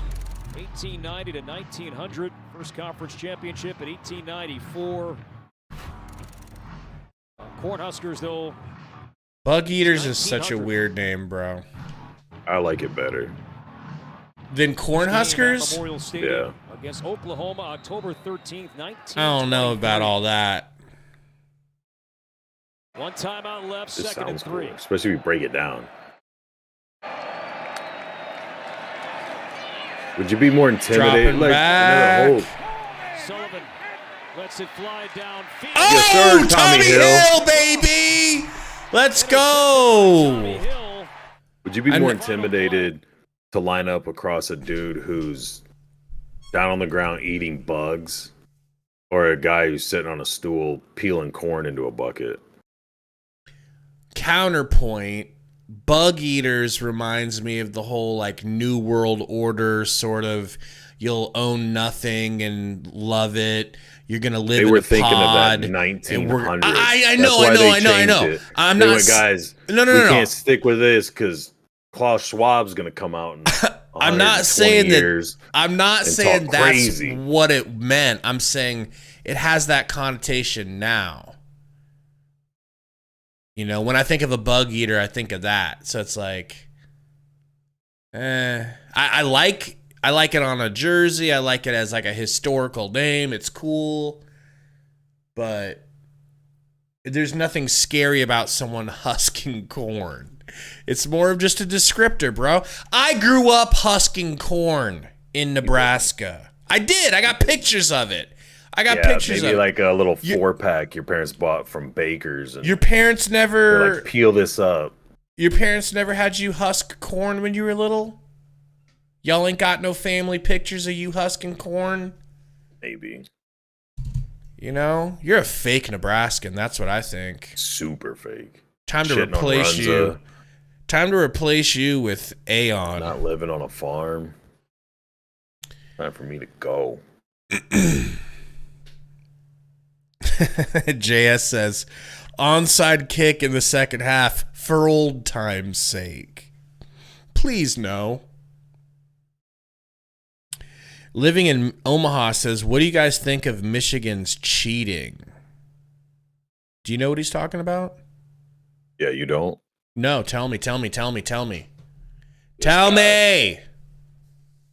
Harbaugh and somebody with the deal. I don't know much about it detail-wise or whatever, but I guess they've been, one of the things I read, I think it was this morning or yesterday morning, was that the shit they were doing to steal signs and play calls and no play, as close to playbooks or plays as they could, was supposedly worse than what the Patriots were doing for Spygate. When? And I don't know.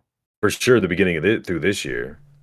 Like they're saying, like when they played us, like all the game, everything. Like I don't know how far back it goes. Like I said, I don't know hardly any details. I don't care. Like if something, when everything's done with it or whatever, I'll see what's what. But what up, Corn Man? Corn Man, get ready because you're going to be replacing Gary real soon. He's been really lippy. A lot of lip from Gary today. So, does anybody have any more information on that? So what you're telling me is during that Nebraska-Michigan game, That's what I don't know. They might have been stealing signs. I've heard everybody or a lot of people talking about how it affected the Nebraska game, blah, blah. And it's like, okay, I don't know.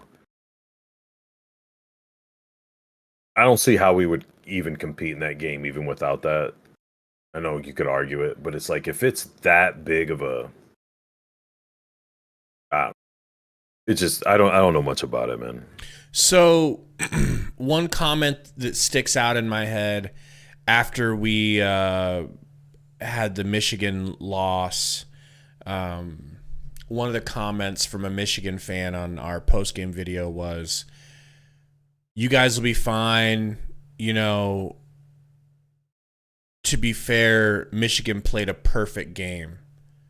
Like he felt like they played their best game they could have possibly played. Like it was the best he had seen them play in a while too. It's like maybe that had something to do with knowing what we were gonna do. I think both of us agree. Calling signs, not calling signs, they were gonna beat us. Yeah, right? And that's hard to do when it's happened. Like that's what I always get. If I was another team, like the coulda, shoulda, wouldas, but yeah, if I would assume that if you're Michigan State or if you're Wisconsin or some shit like that, I'm sure you'd be a lot more upset because it's like we have a chance to beat them. But us, yeah. I don't want to complain and be like, oh, that I definitely am not going to sit here and act like that's the only reason they beat us. Like, but I wouldn't be upset if that was the truth. If they were stealing signs and knew, I mean. They might as well have known what we were doing the way they beat us.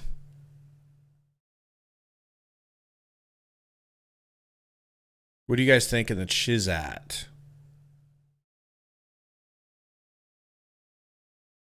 Living in Omaha says, I can't stand Michigan either way. Cornman says, who cares? Be better at hiding your signs. Don't punish the team that notices. I mean, if they're picking up what you're doing from games or something, yeah, or game film. But like if they're like you were saying, or people are saying that they send somebody there a week before they even come to town and have them pretend there's somebody else or do whatever to get into practices and watch it. It's like, is that what's been alleged? Yeah. What? That's what's. But I don't know. I don't know anything to be like, this is for sure what they did, or like this wouldn't matter for that. Like, I don't know enough to have a strong stance on it. Damn, like obviously if they're doing some shit like that, it's you got to be. So we're gonna get cucked by Iowa this year. Why? I'm just wondering. I mean, they're 6-1 and ranked.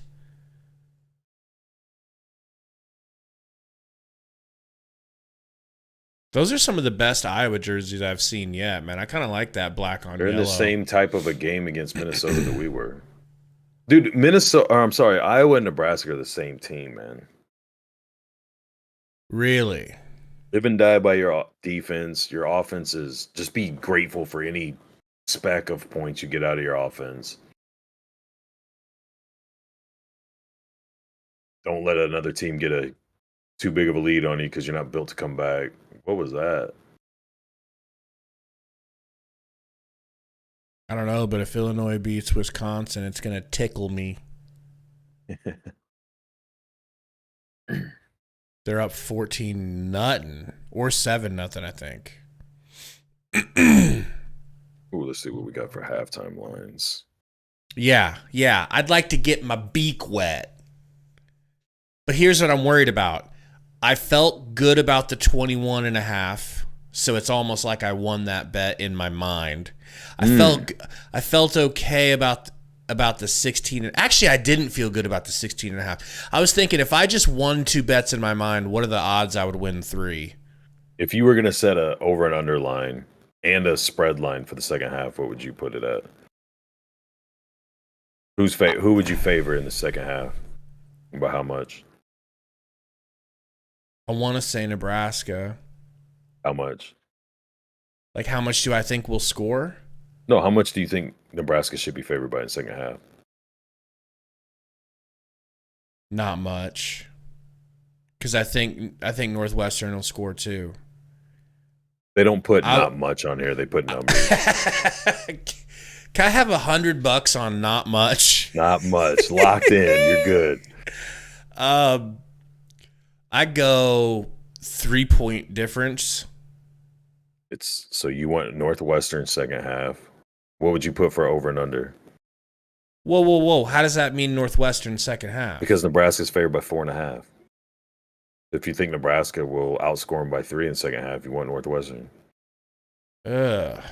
What would you put for the over and under? Total points scored the second half. What do you got? So this was 16. It was 21 or 20.5. Yeah, I would say under 20. I would say under 21. So what would you give it? The 21? I'd say, yeah, like I would say under 21 total points. And you want to take the overs. You want Northwestern the over second half. Really? Over and under is 18.5. Okay. And then what kind of what's the VIG? 110. GB2G Life says, has anyone mentioned Jeff? I mean, the two of us have said that we were interested in seeing Jeff Sims come in to try to spark the offense, not to take Harburg's job. Not to take over, yeah, just to see if for like a drive or a couple plays or something, you could kickstart some stuff.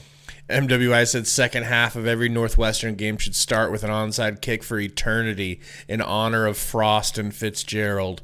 Both programs should agree to this. That shit would be funny. Just keep it alive. So 110. So if I bet $100, I win 110. No, you have to bet 110 to win 100. To win $100. And they won't change that for me? Let me send an email real quick. Thank you. Phil Spear says, just keep running it. That's what I want to see, man. Just keep running it. Rutgers with the block. Sorry, Indiana blocks Rutgers. No, reversal again. The game's still going. They might just be showing the end of it. It's got to be highlights. Yeah, because this game ended for the Nebraska game to start. You stupid dick. My bad. He going to make it all the way in there. 31-14 Rutgers. So we going to lose to Rutgers? Is that what you're saying? That's going to be tough to do considering we don't play them. Let's see. I think Snaky YT says final prediction 28-17. What's yours? What did he say it was? 28-17. I don't know, man. Cornman, what we got was not a strike, but a claim, right? They claimed the stream, which we knew was going to happen. Yeah, we knew that was going to happen. But, in the grand scheme of things, it's definitely not smart to play with that sort of fire, Like, I got a couple of other channels, and I don't want it to, and they're all on the same Google thing, so it's like, it's pretty risky to be showing it, but it was fun. Sundito says, let's see some wishbone. I just want to see some options that include the thought of maybe pitching it. Patriot No Jab says 31-13. Chad says 21-17. My original score during our pregame preview was, I said 24-21 Huskers. So that would be if that happened, it would be another 14. Ooh, that'd be way more. I don't know. Do you think there's going to be a scoring explosion? What are you going to bet for the second half? Over. Living in Omaha, I have a Suns channel, Phoenix Suns channel called Suns Valley Podcast. And I've got a general NBA channel called Von Sanity. You said you're going to do the over? I think so. So you think they're going to start scoring? Yeah, I mean, they scored 16 in the first half. You think defenses will wear down a little bit or whatever. Like, different shit can happen. There's a better feel. There's going to be some adjustments made. I just would anticipate the second half being as much or a little more.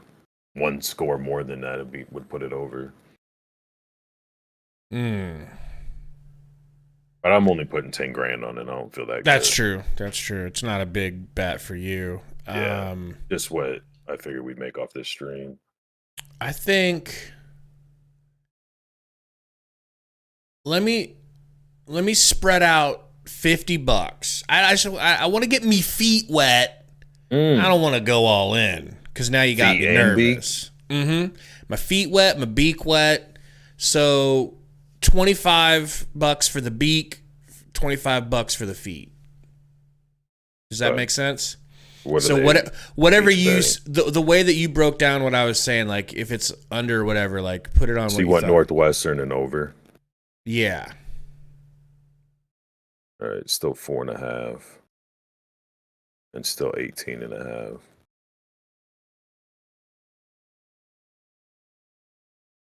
So you got bet 27 on each to win 25 on each. Makes sense? Yeah, that's cool. That's cool.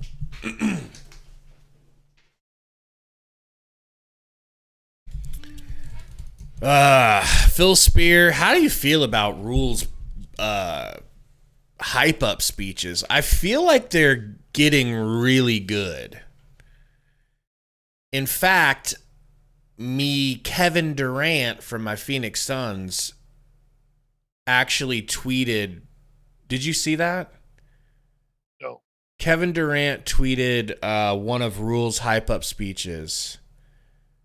I think it was versus Northern Illinois. He had a hype up speech that they put out, and Kevin Durant, the ultimate curmudgeon online, tweeted it and said, "This is it."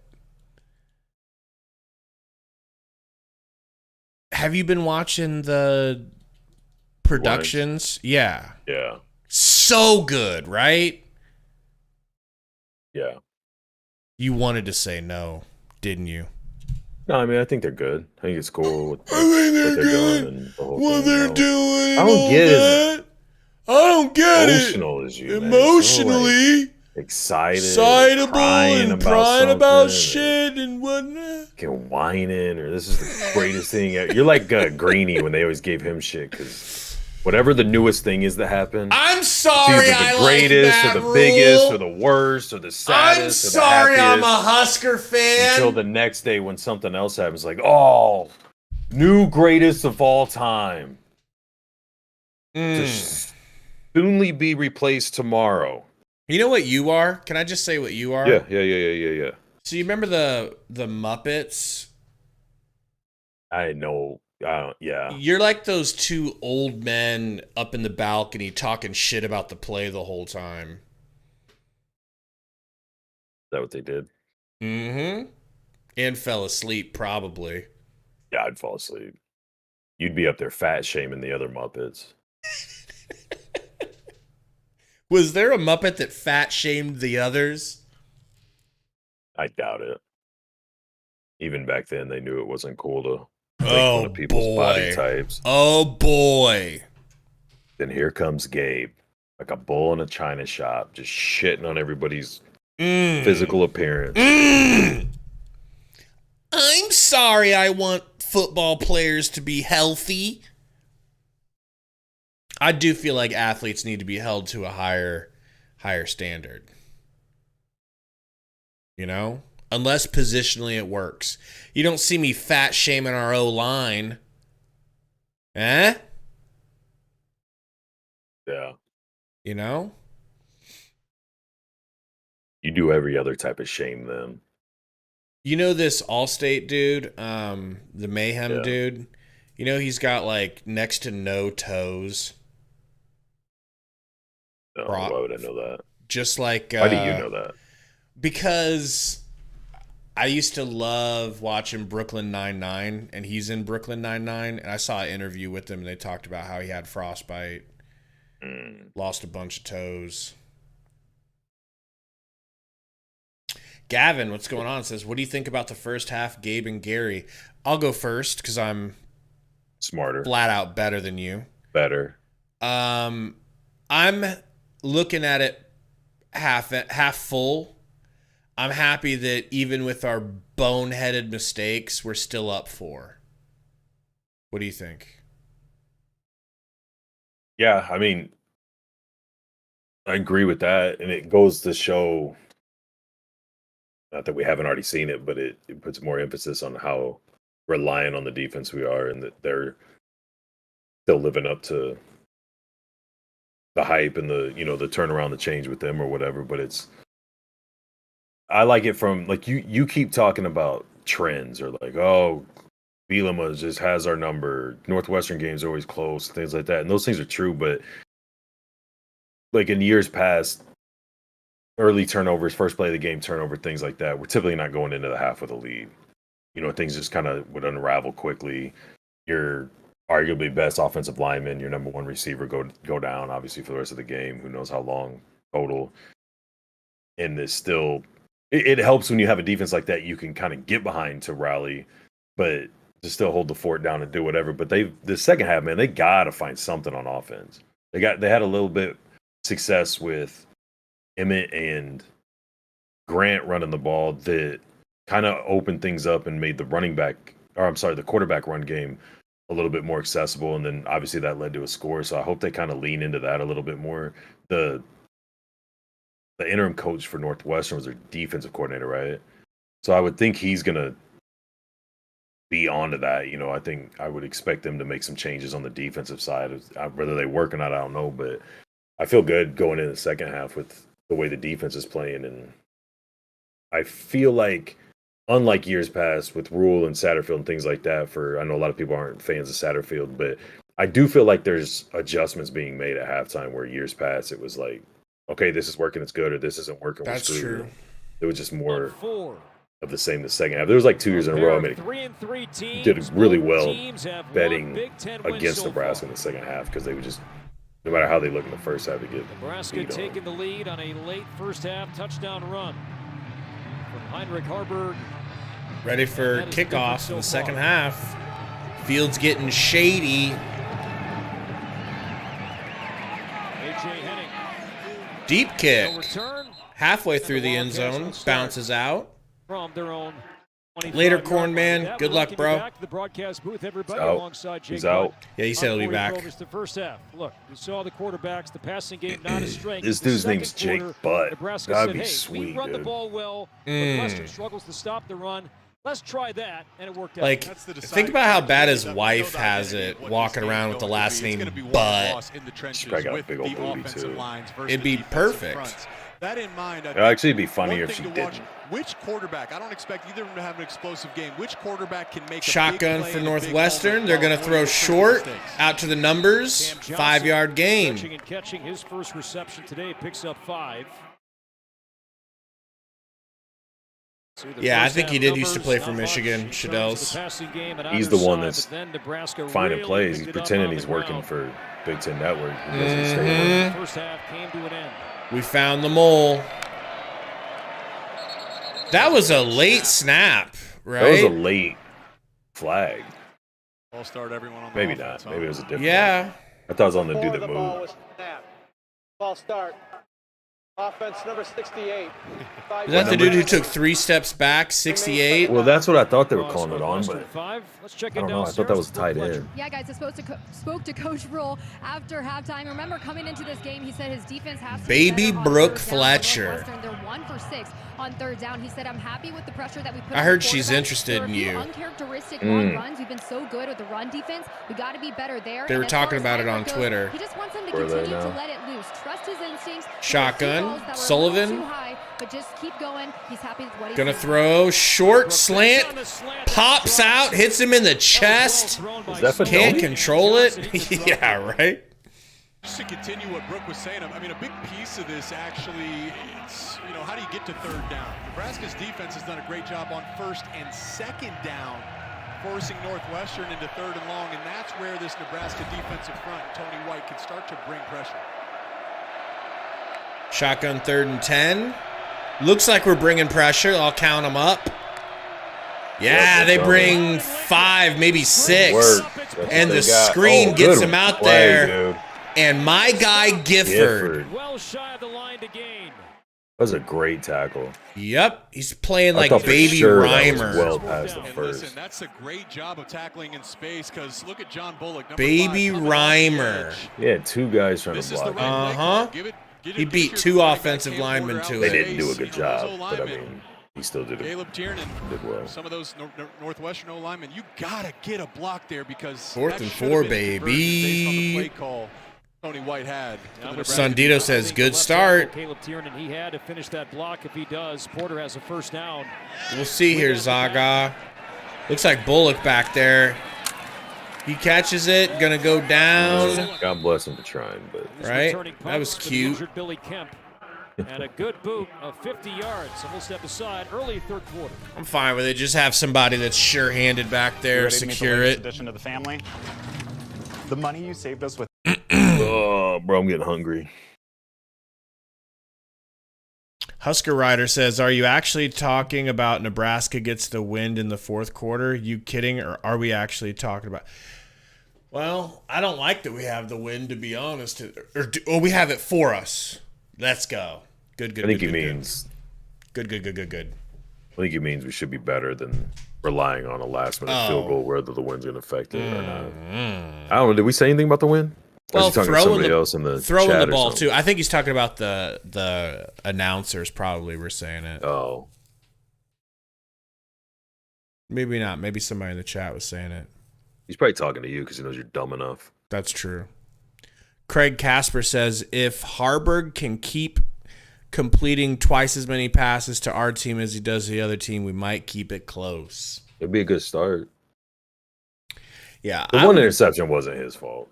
The first one, no. The first one, for sure, was his fault. Oh, sorry. First one, yes. The one that bounced off of Fedoni's hands, no. Why is this chick built like a muffin spilling over the top? Jesus Christ. You know you were thinking it. I honestly wasn't, man. I wasn't thinking. Look at her. Come on. Anybody else see that in the chat? Oh, man. Her pants were on too tight, bro. Pants are on tight. Yeah. Eric, son of Paul, thank you. Says, ha, ha, ha. Rocking the overlap. Zaga says, overlap. Zaga said, I'd still smash, though. MWI, I mean, I saw it, but I like it. Sundito says, damn, Gabe, now I'm hungry. Now he wants a blueberry muffin. He wants some muffin tops. You know? What are you going to get to eat? I don't know. Little Don and Millie's action? No, sir. Man, I'm almost feeling like having a cheat day today and just getting something. I'll probably throw down some chicken and eggs or something before I go to that deal. What? Oh, yeah. You got some stuff going on. A drink fest. 4 yards passing the first half. Fewest for any Nebraska quarterback in the first half since 2019. 24 yards passing halfway through the damn game. Time, Nebraska starts a drive inside its own 20-yard line. Hand off to Fleeks, and he drops it. Son of a... Bro, it was like he was like, let go of it, Harburg. Let go. It's like he wanted to keep it so bad, but he's like, you know, that's on both of them. It looked like Harburg had it in his armpit. You know, Joshua Fleeks, you still got to take it if it's a give read. And, you know, I don't know who's to blame, but both of you guys know you got to take care of the football if you're Nebraska. It's a loss of 5. Harburg throws. Nice pass. Keep it, Fedone. 23. I didn't look up top. Third down on the last drive. Let's just think about this. Both teams are 3-3. Both teams are fighting for their bowl eligibility life. If you are Caleb Tiernan, the left tackle, you are out in space. If you can make that block, this is the correct play call versus that pressure. If you make that block, that is a 40 or 50-yard gain. Isaiah Gifford, he wanted it more than you in that play. What are they saying? He said that would have been a 40 or 50-yard play if he would have made that block on Gifford. Nebraska 3 out of 6 on third down today. This is a Harburg and shotgun. We're going to do an option. We're not going to consider pitching, but we are going to get the first down. Dude, if he pitches that, yeah. old boy is gone. Am I wrong? No. He had nothing but daylight. Gone, but he would have been. Where's contained? Usually he'd have got more than that. Pitch man there was no one to even force a pitch read for Harburg. Kind of an easy run play to move the chains. Yeah, Nebraska, if you think about their third down conversions for them now so far today, the bulk of them have been converted on Harburg and shotgun again. Gonna throw. Nope. Design QB run. Gets less than a yard. I don't know about all that. Told us too, right? That's what Coach Rule told us in the meetings. A big emphasis as they looked at their team from a 20,000-foot view in the bye week. Man, they want to get better on both sides on third down. They've done that, but they haven't really helped themselves because, as you mentioned, Corey, it's been third and long. If he's not running out of RPOs, man, I want him like dropping back like it's a legit pass play and then running when the defense spreads. Now with a tailback. Those little delays. Yeah. Shit. Harburg 3-1 as the starting quarterback this season. Grant back in. Oh my God! Harburg fumbles the snap and has to fall on it. Should I say it? Should I say it? Please do. I mean, oh my goodness, man! That's a clean snap. It's right there. I'm ready, bro. You know why I'm ready to see Jeff Sims? Because Jeff Sims could also have 50 yards rushing. You know what I'm saying? Like, yeah, he could do that. Fumbled snap. No, that is literally just a lack of focus. It's just like in baseball. Keep your eye on the ball. I don't know. I mean, Harburg, that's right in your. Husker Rider says no Sims. I don't blame people who don't want him. And like I said, I don't want. Harburg throws deep. Harburg throws it deep. Who's Oh that too? my God. 85. So Harburg took a chance downfield on third and long, and now They said Malachi Coleman. I thought he was 15. Malachi's 15. That second down play is That was Jaden Doss. Second and 9, and you're thinking maybe you'll get a couple yards Oh, to get Malachi's into right third there. and manageable. The announcer You said fumble Malachi. the snap and you're in third and long. This isn't That shit really was what to Nebraska's Doss. offense is built to do. They didn't know it was When you Doss give your either. young, talented freshman who's 6'4", Malachi Coleman, a chance down the Jason, field. that sucks, man. Wasn't really an accurate catchable. You might have to scroll around to find it. You talking about YouTube TV? What'd he say? He can't see the game. Punt is away. Big Ten Network. Got him. Here is zone 35. There's more than 5 minutes gone by in the third. Northwestern ball, but we come back. Curtis says no Sims. Such a good listener, Thomas. It makes me feel so special. You are. Oh, man. Should have taken you up on that bet to see if Sims came in. I don't think Sims is going to come in at this point. That's the other thing that makes me feel like I would want him to play. We've been hard on Sims, right? He is the consummate professional teammate. For sure. He, like, above and beyond supportive for Harburg. Yeah.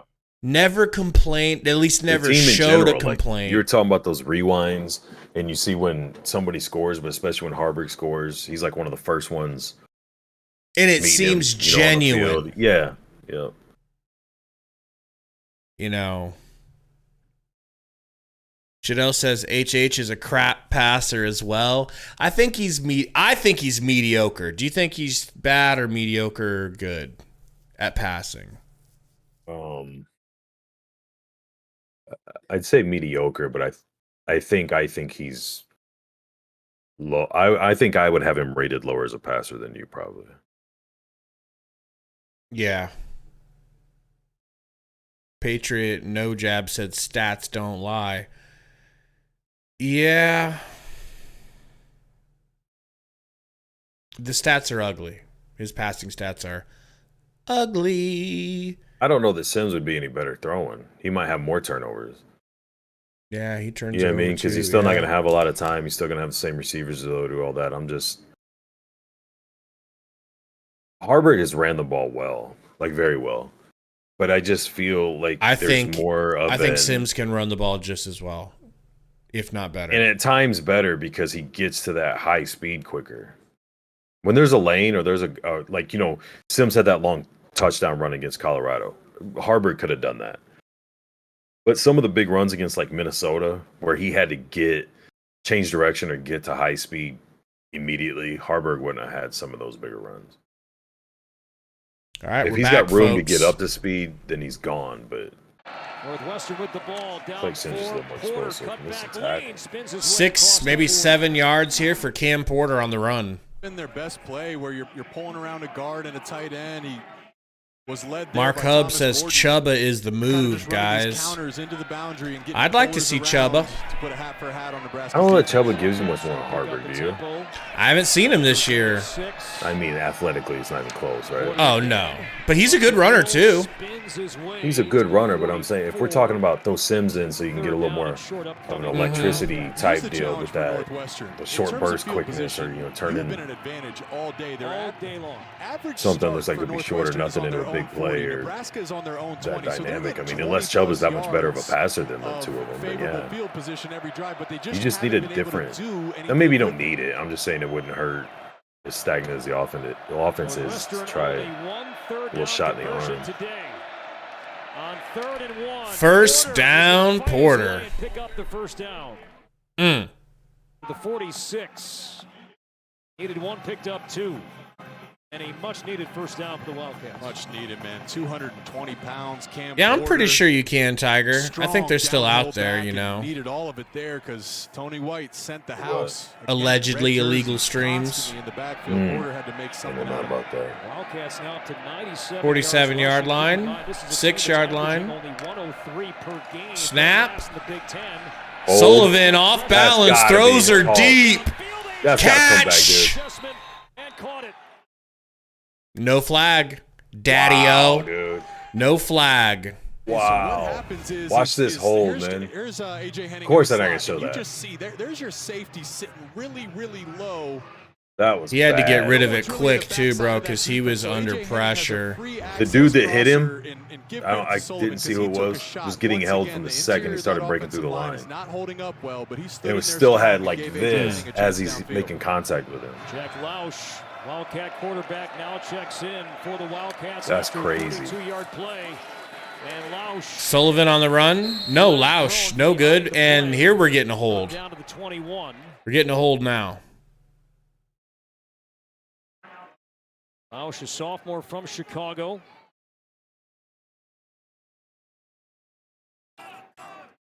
The last thing you want after a She's not a bad looking ref, bro. Is a flag.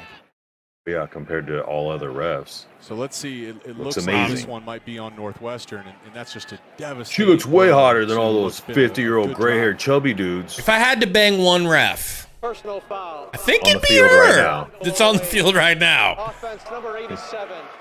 15-yard penalty. Repeat first down. 6th Northwestern penalty so far today. So, Corey, they've taken these cut blocks out of the game, and that's to protect players. And a piece of this is, in order to cut block, you have to start inside the tackle box. Butler rocked that quarterback.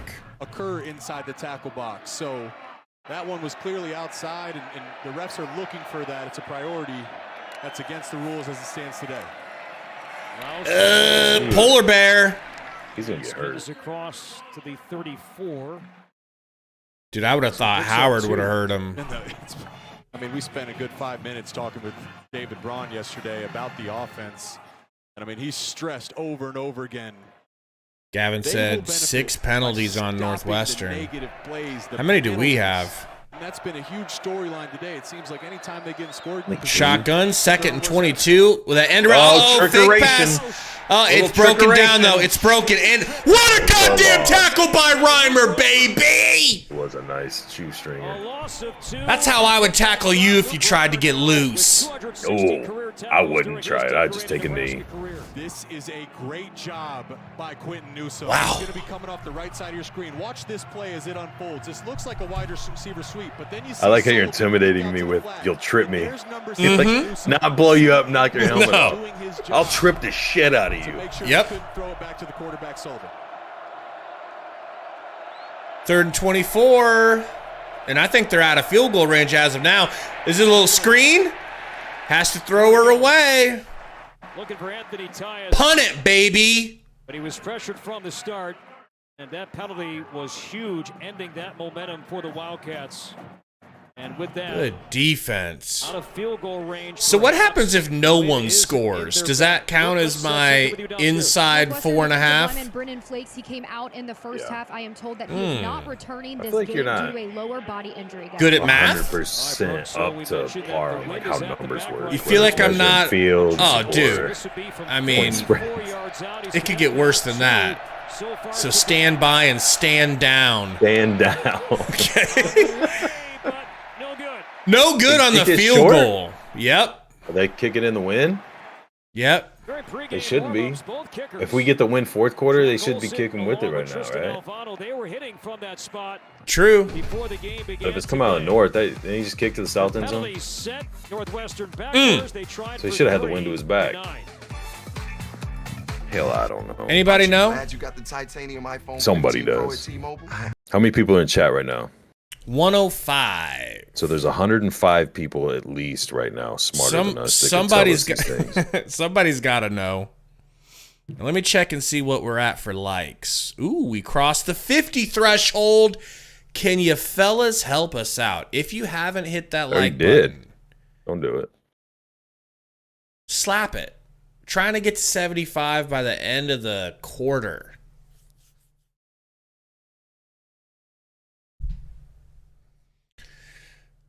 Quick little nationwide commercial, you know? Why did the, I know this is Big Ten, not Fox, but it seems like the Dion commercials are really starting to drop off a little bit. I agree.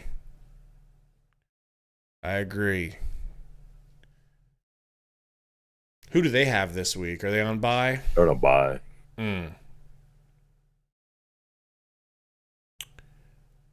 Yeah. I'm glad that people are starting to turn on Dion a little bit. Feels like everybody's ready to watch him lose. That's a hater mentality. Well, I'm fine with it. I'm just saying. Like, it's kind of like one of those things where, like, everybody roots for you to win, but then when you do start winning, they want to see you lose. Yeah. You know? I think they did enough winning. What, 3 games? 4? Yeah. They got 4 wins. Hey, we got somebody watching in Germany. Guten Tag. Appreciate it, man. It said, thanks for the colorful commentary.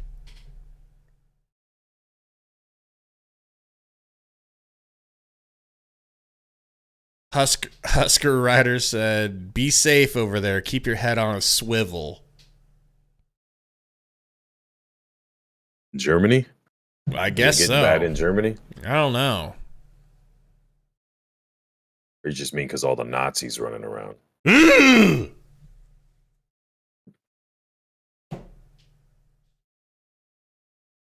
Hope not. Shadell said Germany is safe right now. How would you know, Shadell's? Shadell is... Husker Rider said Europe is falling apart. Current events. Don't worry, guys. Biden will take care of everything. Okay? By the end of the weekend. Yeah. God, my gosh! Bullock slips and falls. That would have been a big game. Come back to it. Look how underthrown this is. He slips trying to come back to it because he's like, oh, He thought it was turning around at the 48, Yeah. the 53. If you're going to be the starting quarterback out in space, no defender near you, that's basically routes versus air, something you should throw as if you're in warm-ups. Big time miss there by Harbor. Bullock and his brother John, Alex and John recently profiled. Rizip said Harburg sucks. He's having a bad game. This is the worst I've seen him play. Yeah, he is having a bad game. Here he goes. He's going to make you feel stupid with this throw. Damn, bro. He gunned that in there. Bullock. I feel like that hit Bullock in the face. Harburg's been picked off twice, but the turnover. So now we got 3rd and 10 after 2 pass plays. This is where people are going to start getting pissy with Satterfield, and I can't say I disagree with him. The big hit there. I mean, the big hit to Billy Kemp was a bit Your passing him hasn't done shit all game, and now you're at jeopardy of putting your defense right back on the field again. Quarterback, running back exchanges. So Osaka, the injured Wildcat, has been a pass rush specialist for Northwestern this season. He's walking off slowly. Chuck, I don't know. He said, is Scott Frost coaching high school football? I haven't heard of him coaching anywhere. I mean, he's pretty disgraced at this point. Like, who's going to want him? Player since Vince Brown did the same back in 2008. I can't think of it. Like, I mean, I'm sure he can get a job. Does he want or need a job right now, though? He's getting pay. Didn't he walk with $40 million or something? You know, yeah, like that much, but it was like 17. I can't remember. Third and longs today. We did a whole deal on it last year. Let's go 3 quick passes and out. There we go. There's that sidearm I love. You thought Northwestern had a chance to do that all day based on the way that Harbor faces the football, Jake. Yeah, so he's got this kind of like a baseball, like a shortstop. It's a low throwing angle. Watch where this ball is released from. Notice how he doesn't really come over top of it. Look at this. You see how that's coming? The arm isn't even above his head, and he's 6'5". He's a tall guy, but if he could learn to, he's gonna get a lot of balls batted with that low sidearm shit, man. Told him they're working on. You can avoid some of these batted passes. It's not like he does it when it needs to be done to get around. You know, somebody's. Oh, did that touch him? No. He thinks it. It was close, bro. He went hauling ass over there like it did. Yeah. Luke Reimer, who found that football. Can we get a look at that? Can we get a little replay action? For the Wildcats when we come back. Nobody else reacted. It's true. Tiger Shark said he's in Scottsdale drinking a Bud Light on a golf course. That's where I'd be. I wouldn't be drinking Bud Light, but I think if I had his kind of money, I'd probably be in Scottsdale. Because I'm an Arizona guy. Dude, we should go to Arizona. You've got all the money in the world. You and your jet-setting wife. Yeah. We need to go. I'm serious. You haven't been to Arizona, have you? Yeah, I've been there before. Where have you been there? It was a long time ago. We drove all the way through everything. Went to like Grand Canyon, all that stuff down around there. We should go. We got to go to specifically Sedona. It's goated. Tiger Shark said lots of MILFs out there. That's true. That is true. It's dope for me because I like to go usually around my birthday in March. And at that time, I usually can see a Suns game or 2, and then I can watch, because the Cubs have their training facilities there, like right down the street from where I used to live. Go and watch some Cubbies Grapefruit League games. Oh yeah, nothing better than. It's actually kind of cool. Especially baseball, it doesn't matter. Going to see baseball in person is fun. Don't lie. I can't stand watching it on TV, but it's fun in person. And the whole stadium is like little Chicago, bro. It feels like you're like they shot at. Yeah, you get, dude, you get fucking, yeah, definitely. Down. Lots of gang violence at the stadium. Gang violence and Chicago dogs.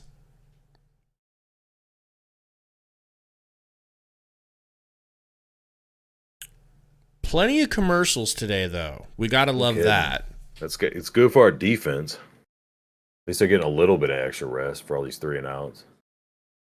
In January of 2025, impacting the South. What a stop, baby! Judy got in there too. Told us can't do today. Can't go backwards on first down. Oh, can't go backwards on first down or second down or third down or in the first quarter or the second. It's been a point of emphasis, and yet here they are. You got to give credit to Tony White in this defense, but at the end of the day, Northwestern has to look in the mirror and find a way. Shotgun, 2nd and 13. Looks like they're going to bring Bullock in. Defense. He does. A loss of 3.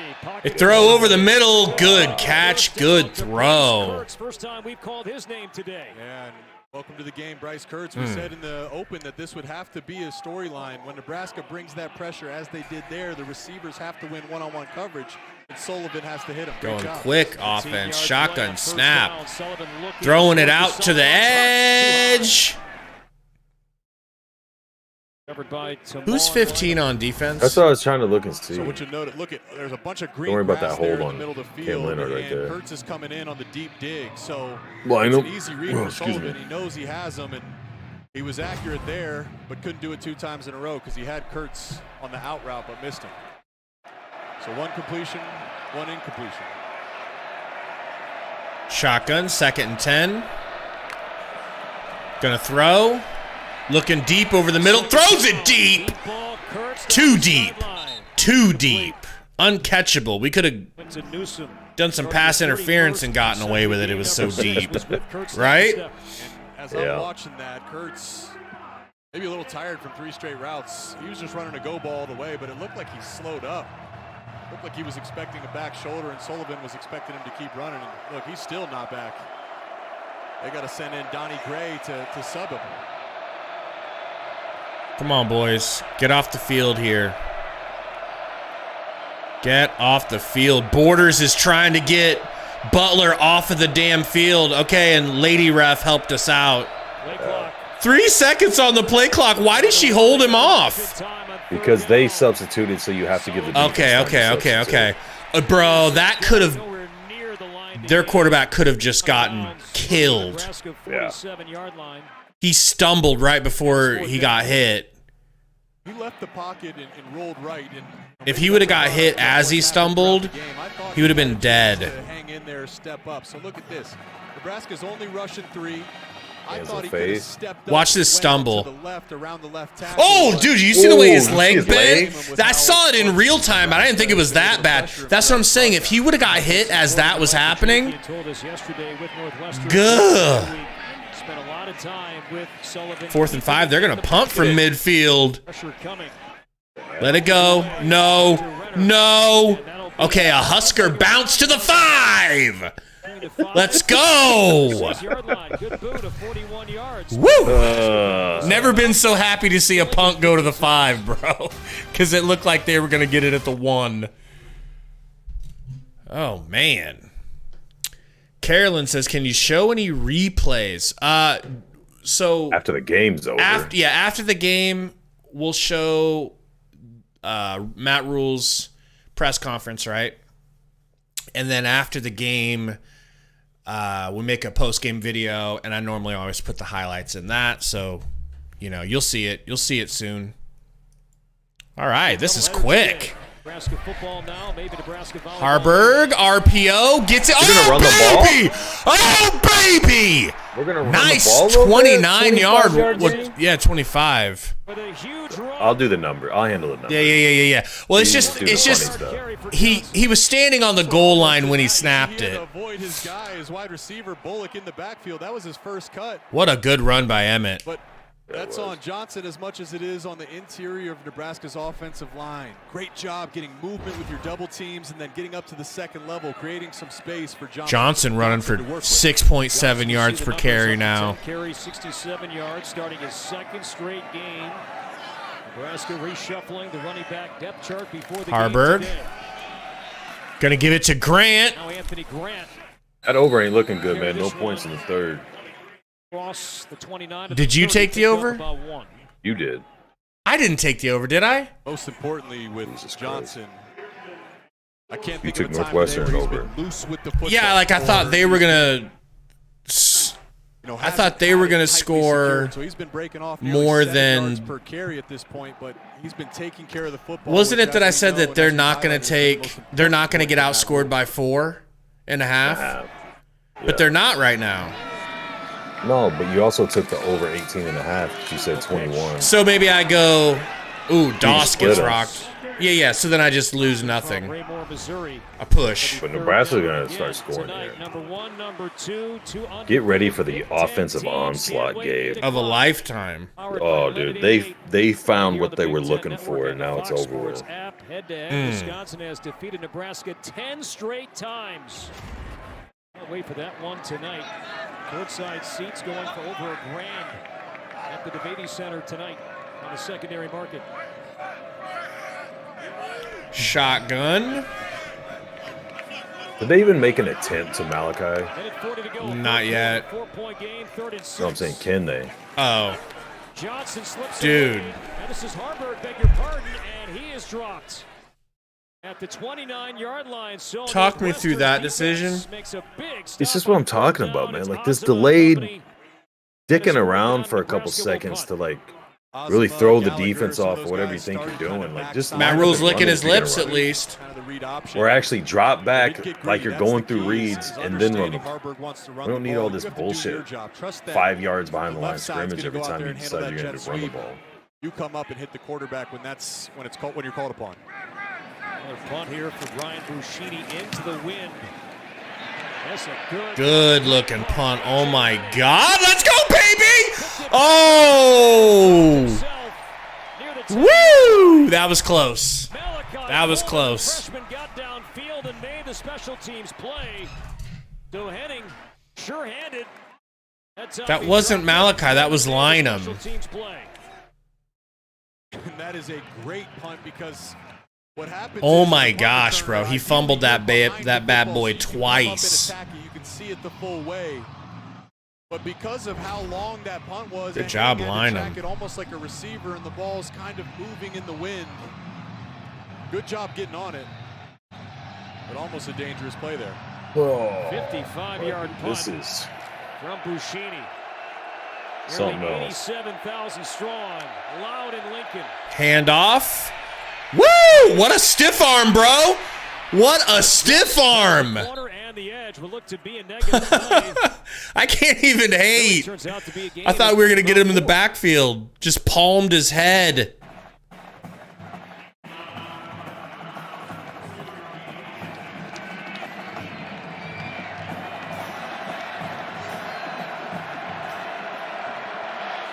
If I was Northwestern, I'd just go, hurry up.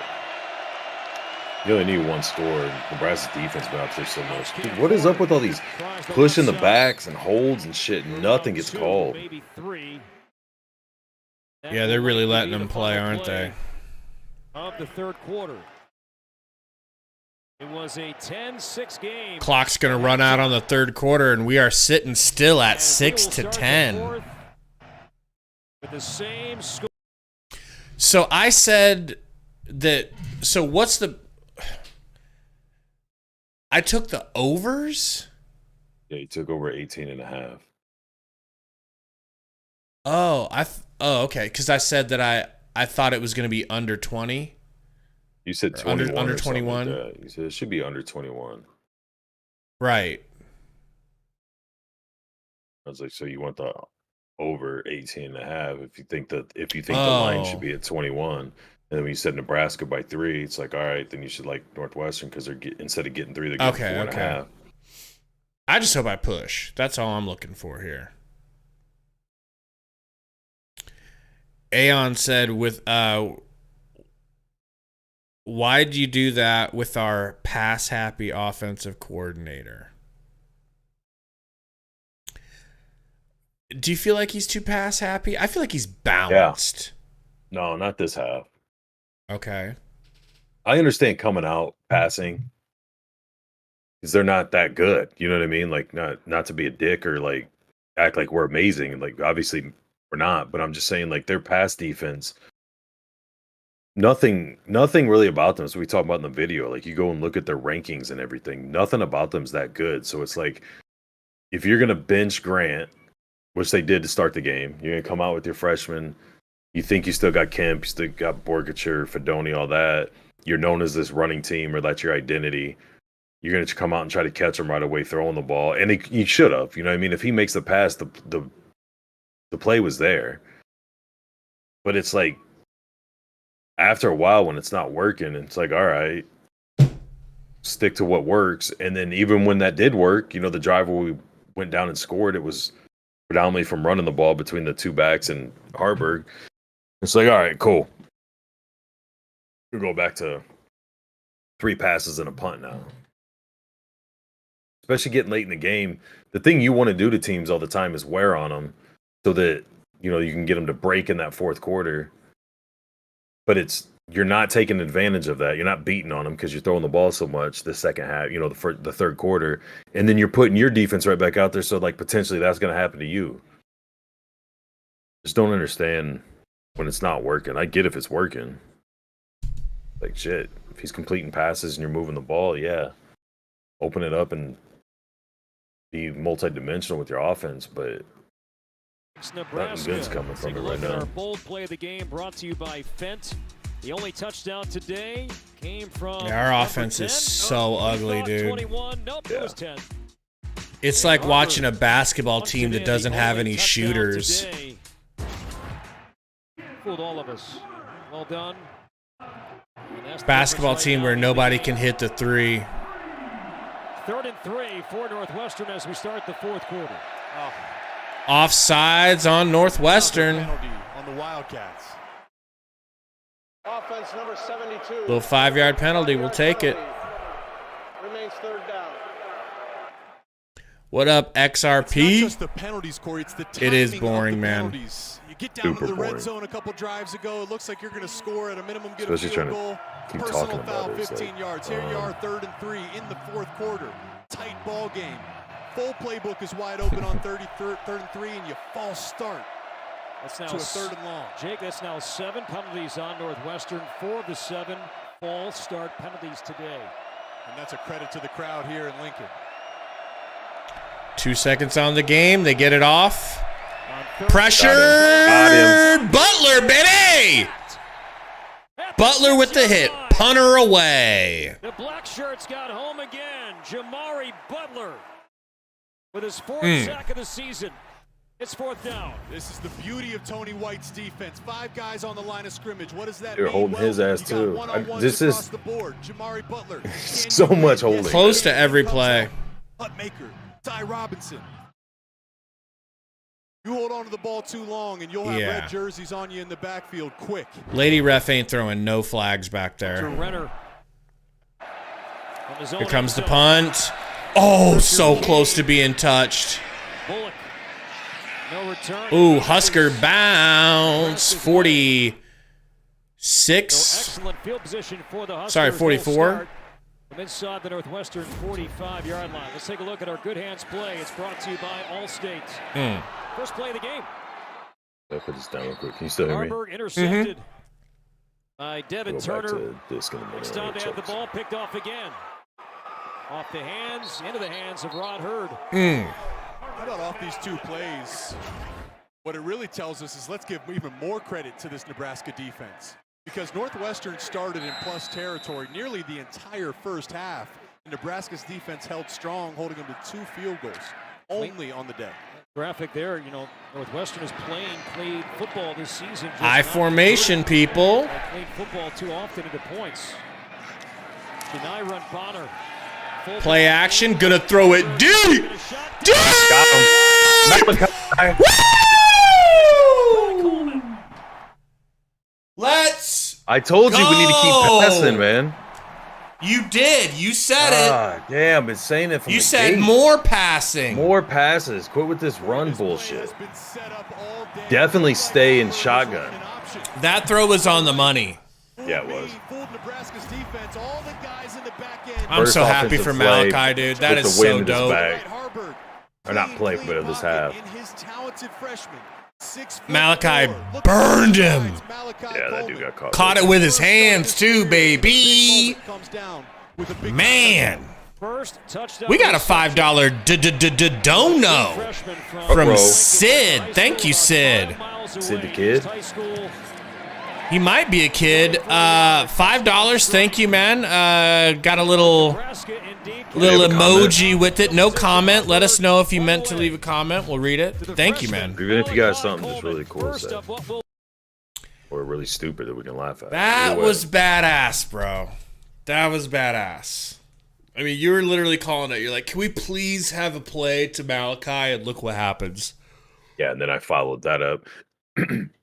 As I was saying that, I realized how hypocritical I was because I've been shitting on why they don't just line up and run. They just done the 3 and out with passing. Well, it's like if you're gonna pass so much, could you pass? Yeah, that's to the what I meant. But I knew how it was coming out. It's like you just got to bitching Yeah. about 3 and out because all passes now they're running. You're like, why don't you throw the ball to Malachi?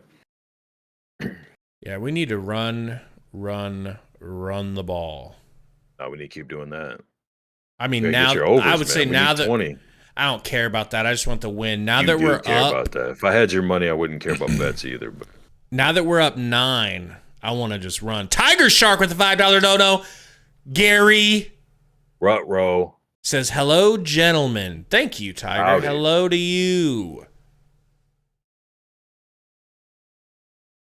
Sid said, gonna need this commentary to get me through the season. Let's go. Yeah, man, we're just suffering fans like you. But that was fun. That felt good. I would have loved to have started the game off with something like that, but Husker. I don't feel like this season's been as gloom and doom. You know what I mean? Like, dude, no. They're not coming out like everybody was excited about Colorado early on and like, see, they can turn around overnight. Why can't we? But it's like, that doesn't seem to be working like it looked like. If you'd have told me in the beginning of this year that we would be this close to winning 4 games this early, like 7 games into the season, I would have been like, bro, that is a quick turnaround. 4 games out of 7 winning. $10 dono. Shut up, Gary, it says. I'm shutting it. Living in Omaha with a $10 says, appreciate you guys doing this live stream. GBR. Man, of course, dude. Thank you. Thank you guys for coming and hanging out. Appreciate. Thank you for the dono.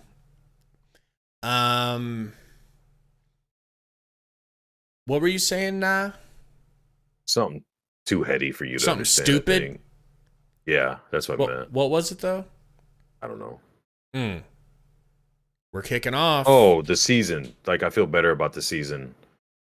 Even though it's not like this big splash turnaround, but it almost, like, if you would have told me before the year, we got him out. If you'd have told me before the season, 7 games into the seaon, we're going to be 4-3, which we're on the road to with the win here. 4-3?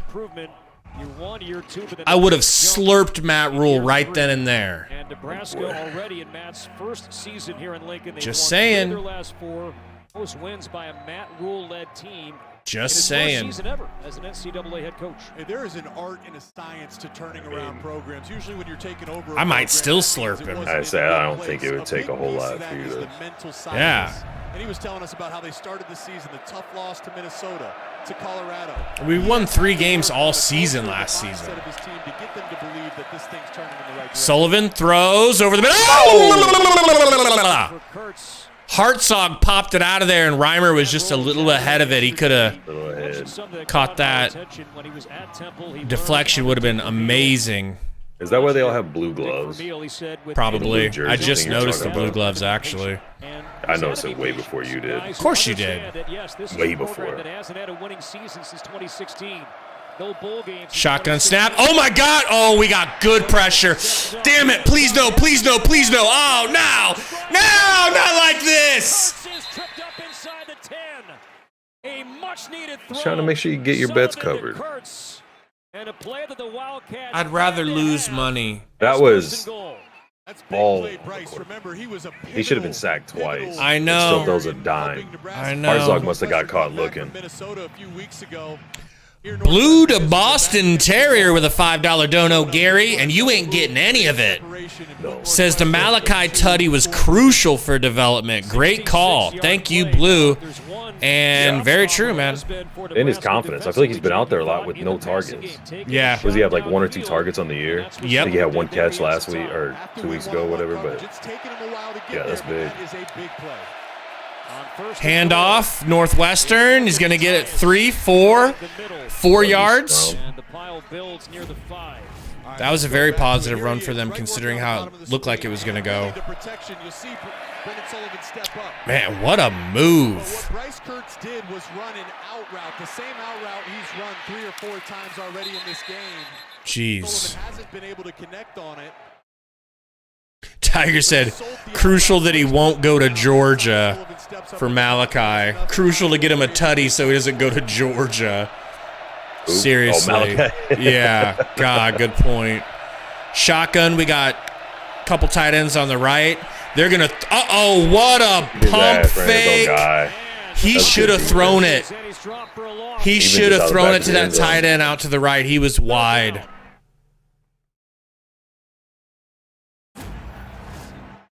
Watch this. This is your tight Look at this. And he's, yep, they're going to show it. Look at that. Should have thrown it right after the pump fake. Dumbass. I'll take it, though. Critical miss by Brendan Sullivan. And Corey, I'll tell you what, you want to get at least into scoring position here because I think this is 4 down. How many more sacks do we have? They weren't allowed to hold every play down, multiple guys. It's a fair point. Now they throw basically the same play, blown up by Hartzog. On at that time. Beautiful. So 4th down, so now we'll see that field goal unit come in. Yeah, that settles it. But, you know, just as stout as Nebraska's been defensively, Northwestern hasn't really been down here inside the 10-yard line. I figured if you could get it to the 2-yard line, you got to consider going for it. But that gain just makes it easy. Field goal time. So the long pass play to 25-yard attempt for Northwestern is good. For Jack Olson. So it is a 1-score game. 4th quarter. 2 scores. Bro.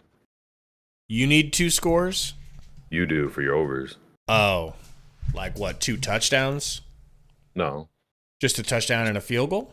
Touchdown field goal would do it. I literally don't even care. Like it's like if I end up losing both bets and we win, I'm still gonna be happy. We don't need the coach speak right now. I'm that rich is what I'm trying to say. Me, I'm that as long rich. As the team plays well and everybody gives 110%, and you know, we're just gonna step by step try to give. Shut up. I'll spend any amount of money for a win. Any? I'll max out a credit card for a bowl game. Dude, we might get a bowl game this year. Do you realize that? Are you too good to be excited about a bowl game? Way too good, but... Dude, I'm not. A bowl game would be wild. It's been so long. Purdue and Michigan State should be wins, right? There's your 6. I don't like Maryland. Not like in Wisconsin. Not like in Iowa. So it kind of has to be those unless something you find something somewhere, one of these freshmen or something really pops, and all of a sudden you got a playmaker on offense. If we would have won that Minnesota game, you know how different the vibes around this team would be? Like it'd be a notch up, I think. Yeah. That really would have helped us, give us a little bit of safety net to get the bowl game. Yeah. Patriot says we will win out. I don't think we will, Patriot, because, look at our offense. Like, I don't think we have the offense to win out. Peter says Big Ten West is easy. I know we have a relatively easy schedule compared to some other teams. I think we got like the third easiest. Yeah, of what's remaining. But I agree. The Big Ten West is soft, like weak, but like when your offense Jesus Christ, when your offense is as stagnant as ours is week to week, and you've got defenses like Wisconsin and Iowa and things like that, like Maryland's really going to test the defense.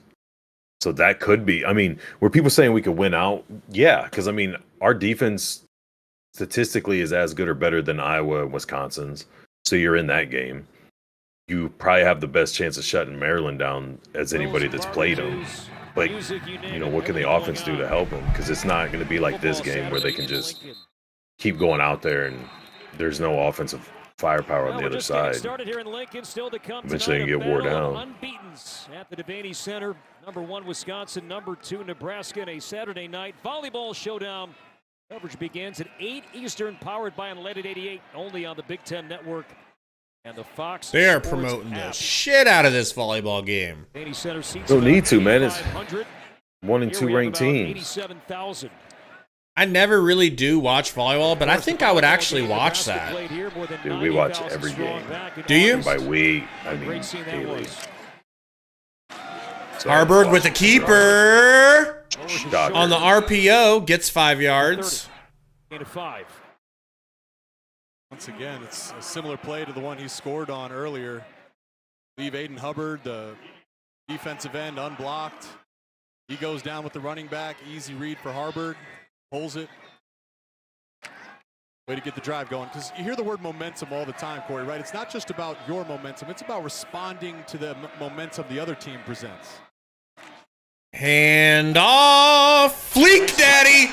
Hold it, Fleeks. Fleeks with a 10-yard run. Man. He didn't see that dude on his back.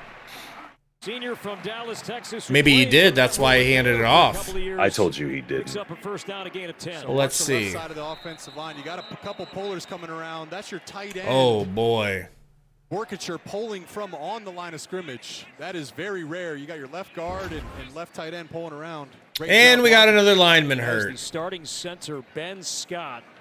Great, Ben Scott. Let's just lose our two best, Ben Scott and Ethan Piper. Because we've got such a great offensive line. We can afford to lose our two best. Dude, he's done. We've got so much depth at all line, though, if you think about it. Now the staff won't have to struggle over who to start each game. It's Ben Scott, Gavin. Gavin Newsom Robinson in the house, everybody. Oh. Did I mention I'm hungry? Or have I not brought that up yet? You haven't. I thought you were never going to eat again. I was trying to make it a point not to be a whiny bitch. Yeah, I'm man, glad I came through. You got to just start DoorDashing sometimes. This is the type of time, man. I ain't doing it. You know? This would be a perfect time to DoorDash. Which brings me to our newest sponsor, DoorDash. Which brings me. You know, who cares if you end up spending $20 more than the food would originally cost? And it gets to you cold. Our economy is Everybody great. knows. Everyone knows how good fast food is when it's well. not hot. You learn different restaurants that are that travel better, right? Fast food, I normally don't ever DoorDash fast food, but there are some places, there are restaurants you can order from that do a great job of sealing it up with aluminum foil and keeping shit hot. Yeah, Chad, I am so hungry too. I'm to the point than both of you combined. Oh shit! Yeah, I just checked to make sure. Oh my god! I just Googled it. Usually not more than 20 over Aeon, but sometimes, like, I was thinking about ordering Cane's, and it was gonna be $36 for something that I went and drove for, and it cost $15. Shotgun, hand off. Grant goes down after 4 yards, I'd say. Could just be a lot of this, 3 or 4. Right? This is what he's been harping on forever, is have a lead and choke the game out, just pounding the ball. We should be getting 75 rushing yards in the fourth. Yep. Look at a snap. A 4-game Big Ten home losing streak. Tovsky's in. So who's snapping? Northwestern. It looks like they put our guy who came in at left guard. Jenkins, Evan Jenkins. Nice snap. Harburg flushed out. Bad, man. Found Fedoni for 2 or 3. You were saying? Got the 4 progress. That's cool. About 5 upcoming. Mine doesn't look too bad. No. Knock on wood, Ski. I say that. 82 yards passing for Harburg. The 1 touchdown, 2 first-quarter interceptions. 3rd and 4. 9 minutes to go, folks. Those moments in the game we'll look back on, right? It's kind of hanging in a balance. No positive momentum for either team. First down could be huge for Nebraska. Harburg hits Fedoni in the hands. No good. What? Bryce Gallagher, I just co-captain, moved my phone over so I could look at the chats. Tiger short. He said, just wanted everybody to know he fought Corn Pop. Bro, Corn Pop was a bad dude. And he ran a group of bad boys. Gallagher was on him on like a glove there on the 5-yard out. All right. Arms around his body there a little bit. Yeah. Yep. I think as long as you keep it consistent, I'm okay with that. Nice punt. Fair caught at about the 12. Northwestern, 1-score game. No. Good old Joey Biden said, "Listen here, Esther." That's right. He called Corn Pop Esther. Esther Williams. Mr. Raj says, "Come on, Satterfield, don't F this up." He will. I don't think he's going to F it up. I don't either. Derek says, what do you guys think of Desmond DeMoss? What's he saying here? Yeah, I was hoping you did because I don't.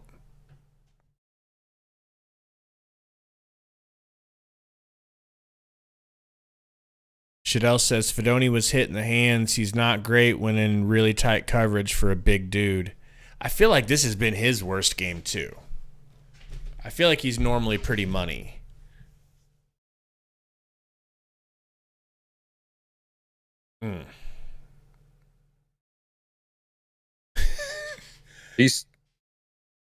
There's a. It looks like Demas. I don't know. Demas? Who does he play for? Texas A&M. I don't know. I mean, that's just what I'm finding here. There must be something more relevant for him to ask that I'm not seeing. That we're too stupid to know what he's talking about. Oh, Zaga says he's a 5-star JUCO commit to Nebraska. Oh, nice. Ooh, we're going to have to look him up. Yep.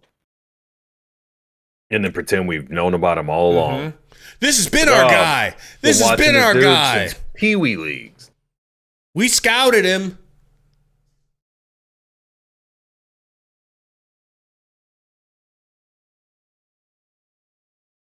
All right, we're almost back.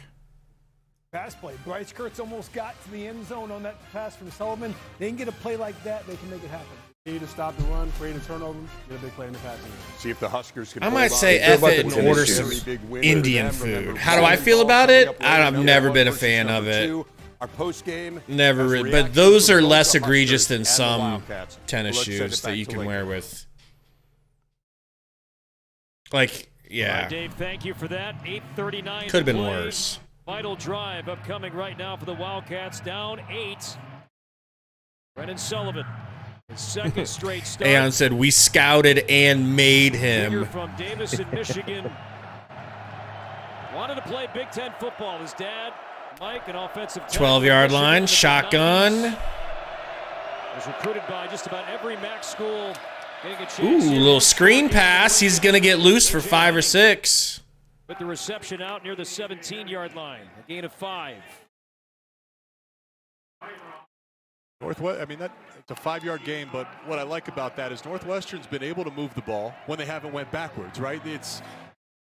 They've had some success on offense when they've limited the negative plays and the penalties, so getting a nice screen out there to your playmaker back. Sullivan and shotgun again. Finding a bit more balance on offense here as the game is moving. Hand off. Oh my God, Cam Leonard, dude. Oh my gosh, dude. He is so special. Earlier against Louisiana Tech and Michigan, but active today and made a huge play. There's a snapshot into the future. We've seen a couple freshmen show up for Nebraska today, and that time it was number 11 turn Lenhart. And as we just mentioned, the negative plays are killers. You're 2nd and 5, now you're 3rd and 9. 9th tackle for a loss. Sullivan under center. Sorry, shotgun. There's the Tony White structure. 3rd and 9, steps up into the pocket, finds his man for about a 15-yard gain. 9 to 17. Jake, he hung in there. Pressure was coming, did not vacate the pocket. Spot on, Corey. This is what Mike Bajakian said, the offensive coordinator for Northwestern. He challenged Sullivan to step up in the pocket, be more comfortable. He did exactly that, and not loving it. There to Cam Johnson. That wasn't an easy catch to make. Strong hands came down with it. Oh, crushed him, bro. Gifford and Butler.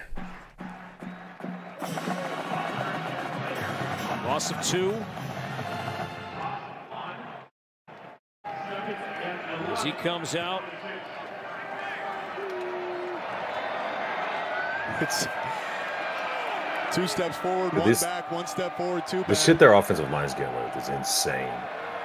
From holds to like pushes or blocks in the back, it's just non-stop. They're going to bring 4. Nice catch. 8-yard gain maybe? 10-yard almost? It was 2nd and 12. Bringing up now 3rd and manageable, a gain of 8. Yeah, we were told Johnson has the strongest hands of any one of these receivers. Let me take a second here to look. Chuck. 14, contested catches, 50 balls, just a clock.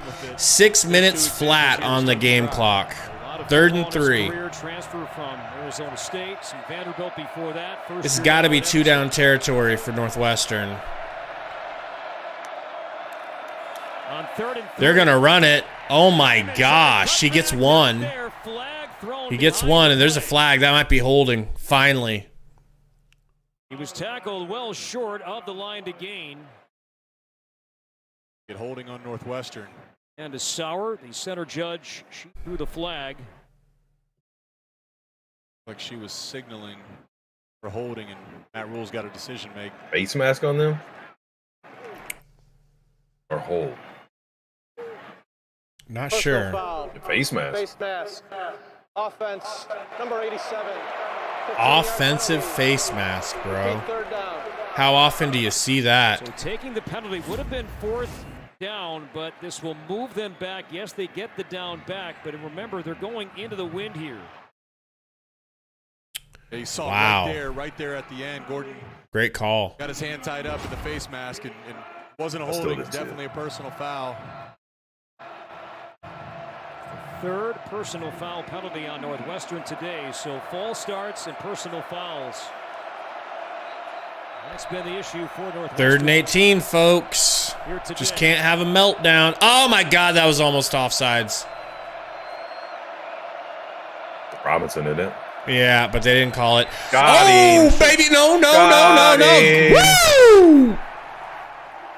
Let's go. Who got that sack? Got away the first first time, but then what number was it? Sullivan tried to stretch It looked like a 98, but the sun was beating on him so hard I couldn't even see his name on the jersey. Tony White's putting 5 red jerseys on the line of scrimmage. Williams? You win your one-on-one battles. James Williams, number 9. James Williams. Made the stop. Let's go. Renner. And there's the way of the punt. Fair catch from Bullock. It'll bounce. Grab it. Oh. Flag thrown near the Northwestern 43. Start doing dumb shit. Good punt from Renner. So now probably got a hold yards on Northwestern. It's a big flag, too. Usually on the return team. During the kick, holding receiving team number 15. 10-yard penalty will be enforced from the end of the kick. First down. So Matt Rule and the Huskers have the ball, leading 17-9. Under 5 to play. Coming up after the game, the Big Ten Live football postgame presented by State Farm breaks down all of the I agree, action from this one Zaga. across the Big Ten landscape. Just milk that thing. Obviously, clock is a big factor at this point. With that penalty, that's a difference. If you're Northwestern, from a field position standpoint, it's been tough. Yeah, MWI, this is big for Satterfield. See what he does. Stop, the better. And if you're Nebraska, guys, hit that like button, please, if you haven't. We got to get to 100 on this whole stream. Harburg kept it. Oh my gosh. Faked everyone out, including the cameraman. Big gainer. For Heinrich Harburg.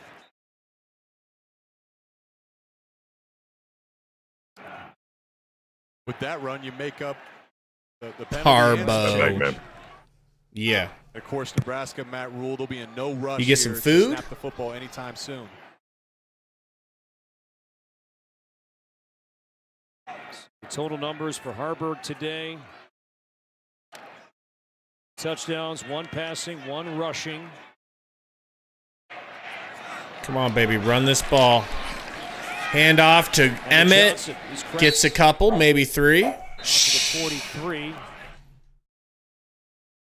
Western 3 timeouts. They will not take one just yet. Coming up, number 1, number 2, Wisconsin and Nebraska. Saturday Night Volleyball, powered by an 1188. Begins at 8 Eastern right here on the Big Ten Network and the Fox Sports app. We cannot wait for that one. Heading to the Devaney Center later on tonight.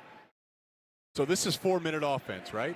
A lot of fans would feel pretty comfortable if they're in Nebraska's situation, but if you're in Nebraska's situation, you understand you've had some costly turnovers in 4-minute situations that lost you some games. 2nd and 7. Johnson, the running back, running with 2. Hand off to Emmett.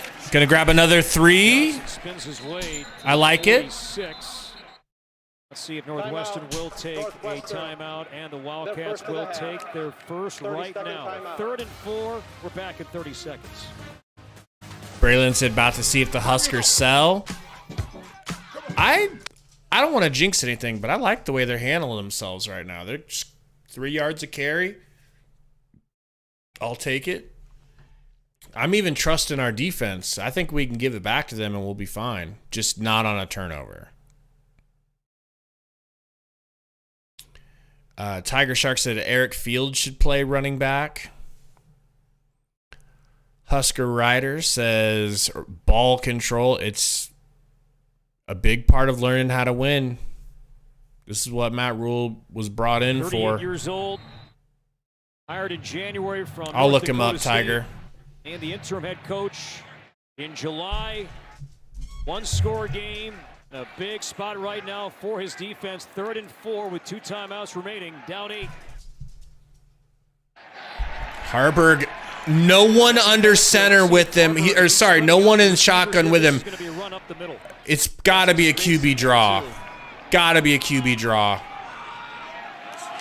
It is. Sure enough, it is. And the Wildcats were ready for that. And they get 1 yard out of it. I'm fine with it. Saw that coming. I'm fine. I mean, I would have loved something a little bit more imaginative. I mean, I shouldn't be able to call that shit out. 3 minutes and 6 seconds on the game clock, Husker Rider. 3:06. I wonder why ESPN is. My bad, man. Yeah, ESPN. It's working. It says 3:12. You're good. Did you get some food? Yeah, I didn't realize she came home, but she heard me bitching, so she made me some food. Put it down, but then I spilled my coffee again, like I said. Every time we do this. Bro, my red Kenny Bell jersey up there. Yeah. Can't really I thought it was see Jerry it. Rice jersey. Can't really see it that well from this distance, but the 80 has coffee all over it. I need to wash it. Spilled on myself like an idiot. Keep forgetting to wash the damn thing. But yeah, have you been watching that drive? Yeah, some of it. I missed a chunk when I ran to clean shit up. But inside his own 15-yard line. All right. 9-17. Oh my gosh, you know what I just realized? If they get a score and a 2-point conversion, it'd be tied. A couple of those are on explosive plays, but really a lot of it comes down to being comfortable in the pocket, stepping up. The O-line has been improved, though he's still under pressure at times.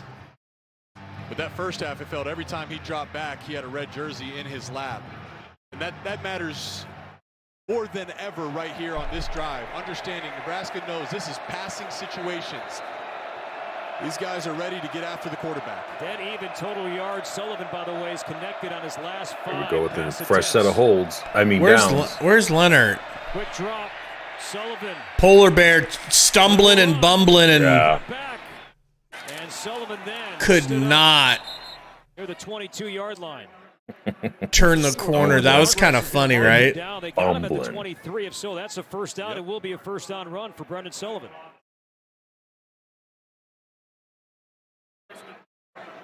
Only 11 likes away from 100. Can you help us out?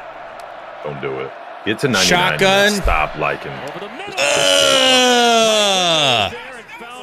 That was a big catch from Kurtz. That's a dangerous throw, but a heck of a throw by Sullivan. That was a tight window through a lot of traffic and a great catch by Bryce Kurtz. 2 minutes, 10 seconds. Shotgun. Snap. We're sending pressure. We're going to get him. Let's go. Bullock and Princeville combined for the sack. John Bullock. I love that play call by Tony White. What up, Courtney? Some momentum. They're moving the ball downfield. You don't have a lot of time to talk protection, so you send the blitz, something that's worked all day. And you get home and force Northwestern into a 2nd and 16. Negative play. Oh my gosh, good pressure. How did he get away? No. Okay, he just threw it away. Woo! He wants a late hit. The blitz again. That's fine. If they call late hit, then they can call intentional grounding. Still in the tackle box and nobody's down there. It's not a late hit. He got hit as he's letting go. Mark Kluzinski explaining why there's no intentional grounding. Well, I think he also was expecting Bryce Kurtz to go long, so he does. To launch one downfield. That's weird. So it's the tackle box and a little bit of a miscommunication. Once again, hey, Northwestern's O-line and running backs got to give Sullivan some time. Getting a timeout? Northwestern? Timeout. Nebraska calling a timeout. And Nebraska will take its first timeout. Okay. I don't mind that at all. Good timeout, Coach. Coach licking his lips a little bit. I wonder if it's just like, it's got to be just like a nervous tick, right? Like biting your fingernails. Yeah, it's a nervous tick that you get after you've done a rail of coke. Let's not. No? We don't think. You know. Yeah, just a nervous tick then. Just a nervous tick. Tiger Shark said, no, it's Adderall. Maybe that's what it is. Dry lips. All right. At the risk of jinxing things, I feel like we're good, right? Yeah, we've been good.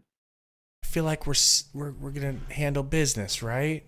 You want to make any derogatory comments at the shotgun? Uh-oh, under pressure. Woo! Sanford had the game if he could have come away with that. One more chance here. Again, that's 3 straight plays now that Tony White has sent pressure. You know, here you are, 4th and 16. A lot of defensive coordinators might get into prevent, but the pressure has worked so well against Northwestern. I wonder if Tony sends shotgun. He's got 5 on the line of scrimmage. Huskers bring 5. Flush him out. Oh, he getting hit. He's done. Woo! That's black shirt defense. Now, I like that. Okay? I like that. That'll do it. 3 combined Huskers get back there for the sack. Oh, my God. Tony White, ice in his veins, ice cold. Not afraid to bring 4 straight plays. I feel like that dude's going to be gone at the end of the year. Sending pressure, no retreat, no prevent. Tony White? 3 red jerseys in the I know, backfield. man. I know. He's just so good. I've been watching him talk to the team. You'd run through a wall for him too, man. And the Nebraska defense showing up huge today. So how'd I do on my bet? Did I win one, lose one? On prime The field over. position, 3 straight chances. So I break What did I say it even? was? I don't know. What was it? 4.5 or 4? Yeah, it was 4.5. Yeah, you're good. You split. You basically I lost love $2. betting and not losing or winning. You lost $2. $2? You'll cover that.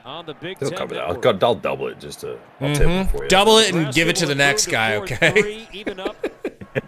Their conference record at 2-2. Nebraska home. Baby, don't hurt me. Northwestern will fall to 3-4, 1-3. Remember when we did our prediction video and I said 17-9? Did you really? No. Oh, okay. I said like 30 to nothing or 3 or 34-3. I was scared to. Yeah, no, you it wasn't high. It was in you the were on 30s. some of that Matt Rule coke. I was on that. Okay. Patty candy. But bro, we got what I wanted. We eventually got what I wanted. A 7-point win. And we got more. I know we got more than that. I just wanted, a little extra juice for you. Still a single possession game, but the biggest single possession game it can be score wise. 4 wins, Gary. 4 wins. 4-3. Okay. How does that make you feel? Good. When's the last time you saw the Huskers with a winning record? Oh, I don't know. Anybody in the chat, when was the last time the Huskers had a winning record? And Zaga says we should be 5-2. That ain't no lie. That I think ain't we should no be lie. 6-1. We even could, yes, maybe. I just don't want to say that definitively because Colorado opened the lead up against us. It wasn't like it was a close loss. It ended up being, half of a beat down. I'm not arguing that. I'm just saying when you give them the ball 6 times inside the 50, you're kind of giving them the game more so than they're. When we weren't turning the ball over, you know what I mean? I don't know. See what this dude says. Yeah. Matt Rule talking, everybody.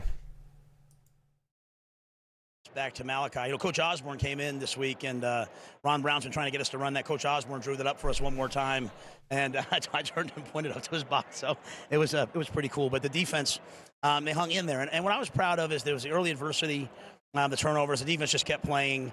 Some of those guys are red shirts. James Williams, number 90. I don't even know what number he wears. He's redshirting the year off. We used him this game, so proud of those kids. Well, you also had a lot of young talent out there for this offense here. You said Heinrich Harburg, you wanted him to just let loose and just sling it, right? He found Malachi Coleman.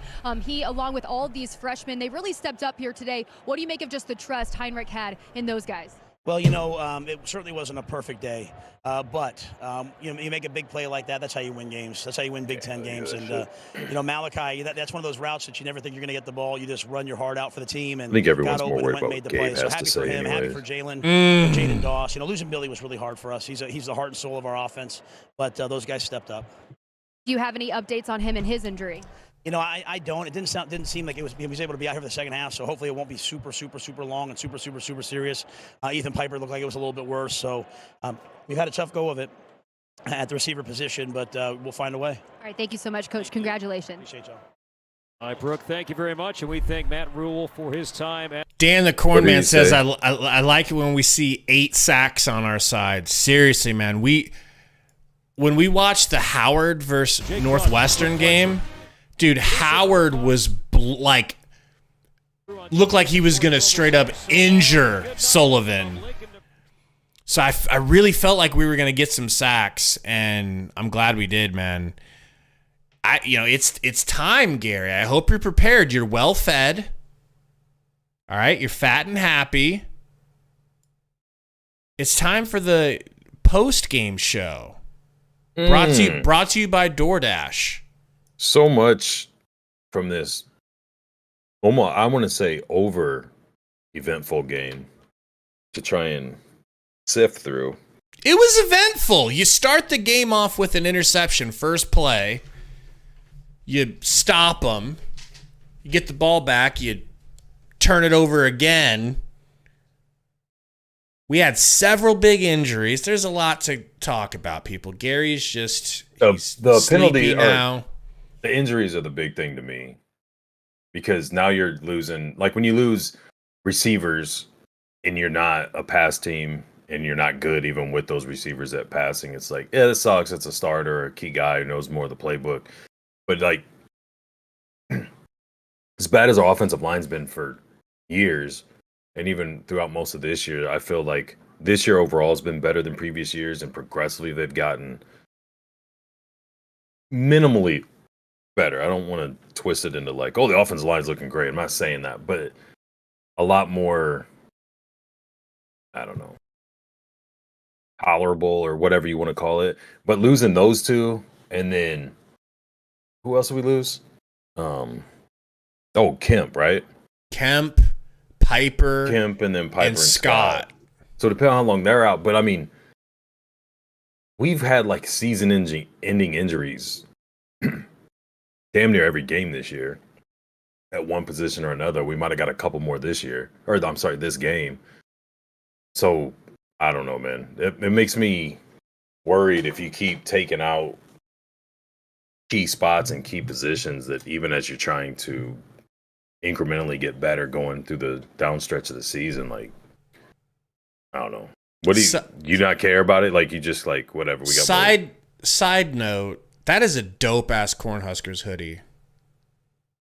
Whose? Yours. This thing's so old. It's clean though. It's old. Get it at Husker Hounds? No, I don't think so. It's I think clean, I bought this before Husker Hounds was even around.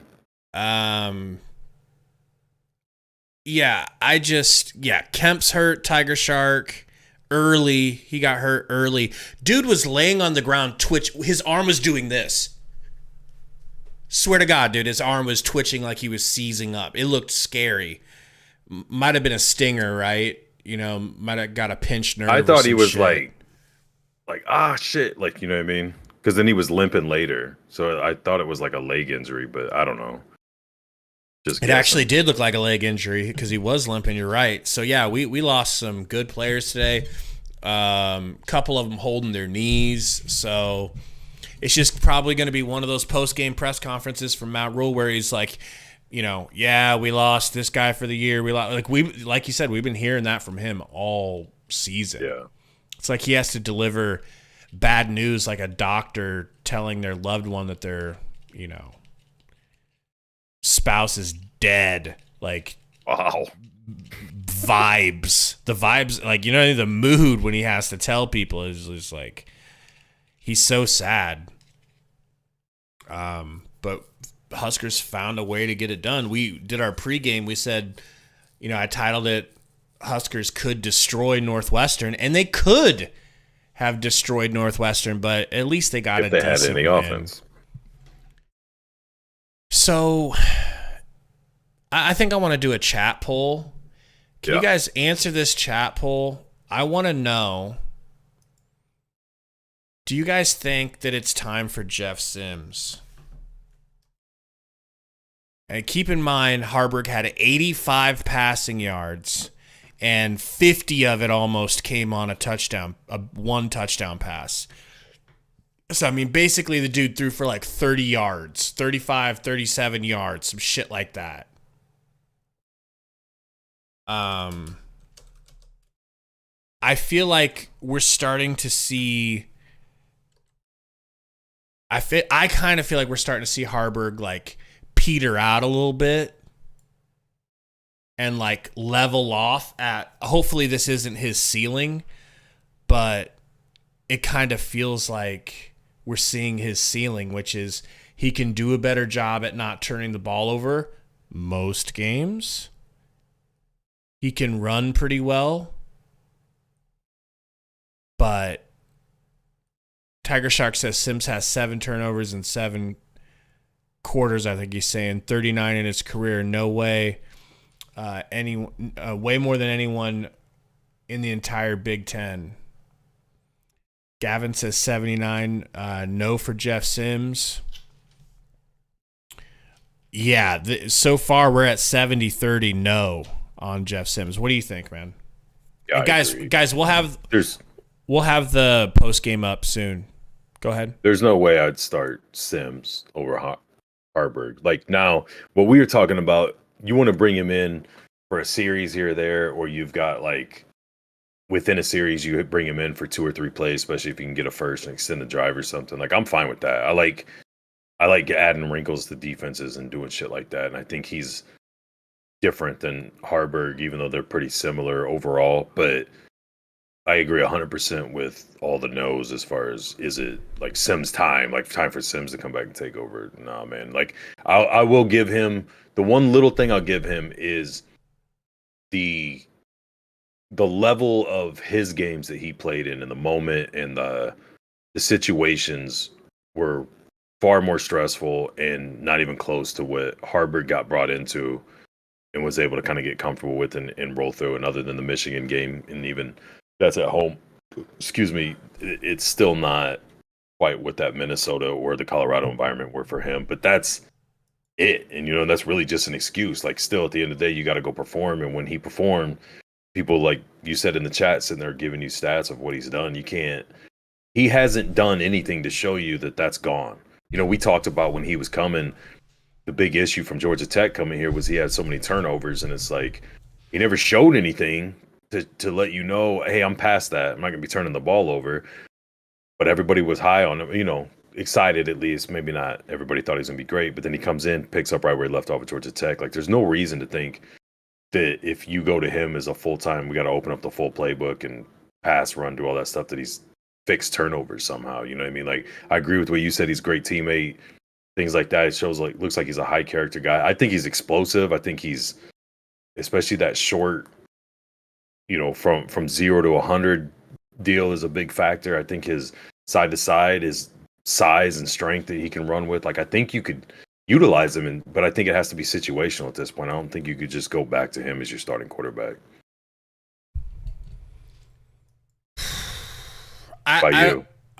Okay, that's fine. We don't go back to him as a starter. I don't feel like Harburg's lost his job. But do you want to see Jeff Sims worked in at all as a second option to kind of see if we can't... I mean, hell, I'd take seeing him out there running a couple of routes the way Harburg did at the beginning of the season and try to get the ball in his hands to catch it. We're so hurt skill position-wise. I mean, if he can catch, yeah. It's not just that simple, though, you know what I mean? To be like, well, this guy's an athlete. Go throw him at receiver, because you can run with receivers. You can throw to him. It's like, yeah, if the guy has hands and he can run routes, I mean, if you're doing little drag routes and pull deals or whatever, like you had Harburg doing, yeah, anybody could do that. But I mean, if you're gonna expect him to get something where you can get something downfield to get something open, a lot of that's option routes, a lot of that's double routes. We got set shit up. Yeah, but it's still like a skill, like it's something that you see guys drilling all the time to be sharper and quicker with routes. The things that you do to telegraph it to not telegraph it, telegraph what a DB's doing so you can make your move as he's changing position so you create space. Like there's a lot more that goes into it than just like when you think about when you're a kid playing in the yard, it's like just go over to the sideline and then deep and then I'll hit you when you cross. You know what I mean? Like it's maybe he could do it. I'm not arguing that he shouldn't be. I agree. Somebody that's that athletic, you try to get him involved when you can. But if you're the quarterback and there's another guy who doesn't turn the ball over, then that's just kind of the downside is like, yeah, you might have a really talented guy sitting on the bench, but you can't risk the turnovers. But I mean, imagine if we had 2 or 3 more turnovers in this game. I know on defense we talk a lot about the stats. Situation like of the turnovers we had. How many sacks, tackles for loss. I was proud of the guys running them down when plays got behind us. Try to keep getting that the ball thought. Down, playing another play, and holding it to a field goal. Those of you here, I think I talked the other day, these guys were 70% touchdowns in the red zone. I'm going to mute myself. These guys were one of the best third down teams. And so I knew we were going to have to win third down. I thought the defense did that. Offensively, it was obviously a really, really out of sync night. A lot of things that happened shouldn't have happened. And so we're just going to have to, the key is with a young quarterback, you play through those things. You coach through those things. That first play, it opens up just like we thought. Thomas is open for a touchdown. The ball's a little bit behind. We keep playing. Next ball's a little bit high. We keep playing. Some balls on the ground. So there's a lot that we have to continue to do.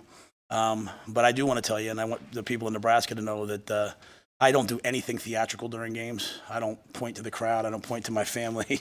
But I did point up to Coach Osborne's box because Coach Osborne came in and said, if you guys are going to keep running the belly G option, you have to run the belly G pass. And Ron's been telling us that, and we've been running it. But we got that turnover, and we said, let's run it. And Malachi, that's the route. That's the route that you run for the love of the game to get everyone else open. And Malachi ran by everybody, ran the belly G option pass, hit it for a touchdown. And so I thought we played like a team. The loss of Billy was devastating tonight. Most of that game plan was built around him, game. But I'll just say this, I think we would have lost that game at the beginning of the year. And after all the adversity we've gone through and the toughness we're building, that's a game that we now win. How big was that, for Malachi? And do you sense that play was going to be there at some point? No, we actually had another play that we thought we'd hit him on all week. That play, like I said, he's running through the secondary. Like I say, for the love of the game, to open up Bullock and those guys coming back. And you always say, hey, you could be open. And actually, Garrett McGuire said to me, it's going to be open. And I told him he was nuts. And so I had to say, I was sorry. I was like, Garrett, you were right on the headset after he was open. But to me, it just shows young players making plays. Jalen Lloyd's out there. Jaden Doss is out there. The guys I mentioned, I'm probably missing many more of the young guys out there playing. Principal's out there. Cam's playing. The older guys have done a good job. But that's when we practiced, and it came up, and we hit it. How would you characterize, in your words, the overall play of the defense? I thought it was periods dominant, but somewhat spotty in terms of, as I told them at the half, there was like 85 yards rushing at the half. We don't do that. And they did a really nice job off of bye week. They were getting into tackle over, and they were finding a way to pin and pull and put a tackle on Quentin Newsome. And Noose was coming off and setting the edge. You used to be able to cut that guy 2 years ago. You can't cut him anymore. So they had a couple runs. But I thought save that, and Malcolm's a safety, and all of a sudden Tommy Hill gets hurt going into half, so Tommy Hill didn't play the second half. So Malcolm now goes back to corner. That's the one thing we never wanted to do is move Malcolm from safety to corner in game. We just went back to Mondo. Tamon did a great job stepping up. But 2 big plays. But other than that, I thought the defense. I thought they were close to dominant at times. At the end of the third quarter, you have Brian Bushini's punt, 55 yards. Then you pin them back. I think Jamari got a sack. And then that set you up at the 44. How important were those 3 phases in that compressed part of time? Man. I'm looking forward to the game where we start with the ball on offense on like the plus 35. We seem to have so many that are down in our own 1 in the first couple of drives, and they're always kind of playing with the field tilted. That's how we want to play, though. Bushini's been a rock star for us, pinning the ball down. I don't pay attention to punters' averages. I don't pay attention, especially when you're punting in this wind here. It was a windy day. But to make that play, our gunner stepped up to get the sack, to get the punt return, and then to hit the play right after that. To me, that's how we want to play. And I think the biggest thing, Sam, was our guys were comfortable in that stressful environment. We're not playing great on offense. The ball, and when I say great, like the ball's on the ground when it doesn't have to be. Like just Heinrich's a little bit out of sorts, just a little bit jittery, trying to do a little too much. And you know what? You hit a play like that, and that just kind of puts you over the edge. So it's special teams, offense, defense working together. What is the status? Right before that, you guys went 3 and out. It was 3 quick passes. It was like a 14-second drive. How do you find that balance between playing the complementary football that he's talking about with great punt and a defensive stand that leads to a touchdown, but also having a threat to pass the ball when your percentages weren't great today? Yeah, we're not gonna. We just decided today, like going into the game, we weren't gonna play in fear. Like we felt like, the passes were there. A lot of our passes are like, hey, it's a pass with a quarterback draw, or it's a pass with it. So the pass might happen. And I said at one point, like, hey, we're starting to get a little bit like, we're starting to try to run the ball. And, we're better when we're mixing it. We come out on a wheel route. Alex is wide open. We just didn't quite hit it today, right? So. But I don't know how we'll get better if we don't call it and do it and work through it. So I only worry about things like that, like 3 quick passes when our defense is tired. When the time of possession is tilted in our favor, or it's close, it's even, the defense isn't tired. I don't worry about those things. If I was thinking that way, I probably just said, hey, run the ball here. We have a lead. But we took the shot to Malachi. We had some other shots in the game that we thought we were going to have. They made a couple plays. So. I just think we have to continue to be aggressive, and we have to just coach our way and work our way through these phases of, like, hey, it's not super pretty right now. Just keep playing. What was the outlook on Billy Kemp and Ethan Piper when they went down? Do you have any? Yeah, I don't know if Billy sounded like maybe it was an MCL. Obviously they haven't done any stuff. They let him stay on the sidelines, which is usually a good sign that we'll get him back at some point. Again, kind of this week, I think Sam asked me how, to get the ball to Billy, and we had so much, I can't tell you how much stuff we had set up for Billy. So that really was jarring, just to have that happen. Pipe seemed like maybe it was a little bit worse. So I'm going to wait and see what that is. He seemed like he was in pain, and I hate it for him. He's the heart and soul of our team. So, and then Tommy was an ankle right before the half, came out of the half, tested it, just didn't feel like he could go. So we had to sit him for the second half. Is this the kind of game you said you see that identity is kind of defense first? Is this the kind of game you envision when you say that the defense are picking up the offense? Yeah, I don't. Let me say this. I don't say that we're respectfully. I don't say that we're defense first. I want our defense to understand we're a defensive football team. That doesn't mean the offense takes a back seat to it. It just means that I expect that our defense is going to go win games when they have a chance to win games. And there's not a lot of teams in football. There's a lot of high-flying spread teams that their defenses aren't very good, and everyone complains about the D coordinator. There's a lot of defensive teams. Like I was watching Penn State, Ohio State in the locker room, getting ready to go out there, and it was like 10-6 at the half. There's only a few teams that are really good at both. A couple years ago, Clemson was in the top 10 at both, and that's really because it's how you practice, how you do things, and we're working towards that. But it's not defense first. It's just that I want our guys on defense to understand it does not matter what happens on offense. Go play. The ball was inside our 25 3 times. They came away with 3 field goals. 4 times they came away with 3 field goals. But yet, Tristan Alvano goes out there and, you talk about something big for our team. Was it a 47-yarder into the wind? It was into the wind. Yes, that was the wind this way. So, there's a lot of bright spots there that I see that. But I just want to make sure our guys on defense know, like, hey, if we have one more point than them at half, the game should be over. And that's what the black shirts stand for, isn't it? So we're just trying to bring that back. You mentioned that maybe this was a game you may not have won earlier in the year. What do you think you were able to do that today, and what caused the maturity in your group? Because we lost earlier in the year. It's not real popular to say nowadays, but if you want to build a big building, you got to dig a foundation. As I said, I saw a lot of teams last week that were super awesome early, and they're yelling at each other on the sidelines. We went through adversity, and the players got to see that the coaches don't change. The coaches got to see that the players keep coming in each week. The players got to see that we battled each other. It doesn't mean I wanted to lose those games. It just means that, you talk to some of the players, that were on the national championship team. They talk about after, losing to Florida State the year before, and, Ed Stewart saying, hey, we can't ever let this happen again. Going through tough times, tough times create strong men, and we have a group of strong men there, and the guys on defense, I've challenged them over and over again. What are you going to do if things don't start off well early? And they answered that call for me today, so I'm good with them. James Williams, you say he was on the scout team. When did you move him up exactly? Yeah, he was on the scout team for parts of this week. I mean, he's in one package. They wanted to put him up. A lot of that was the bye week. We've got some really good players that are redshirting and developing. It's going to come to fruition in a pretty cool way. We have him and Kai Wallen, our 2 edge players sometimes on scout teams, Sua, Vincent, Carroll Jackson. We've got some really good players. As we come down the stretch, we wanted to get some of these guys in. Part of this is some of our guys, if they didn't get here in the summer, they're just not physically ready, but now they are. some of our, we have a receiver that's put on 27 pounds since he got here in June, and he looks great. So it's a year-round thing. But yeah, he just did, he's been doing well in the bye week, and then we thought this was a game they would drop back and throw it 50 times. So Tony and Terrence and them created that 5 D lineman package to just have 5 guys rush. When we didn't do it, the quarterback stepped up and made some plays. 5 guys were able to kind of collapse the pocket. And then let me just say this. I don't want to be remiss. I love the guys chasing those guys down. The play that Isaac Gifford made on the screen today, that's a guy blows an assignment, guy blitzes off. He has the back. He comes off the edge. That play's out for a touchdown. And that's a game-changing play that Giff made. So it was young guys. It was old guys. And it was a lot of guys in between. And I told them, well, it ain't pretty. Well, it wasn't the prettiest of games. It's a win. It's a win. It's a win. How far has this line come under Knighton in, 9-10 months?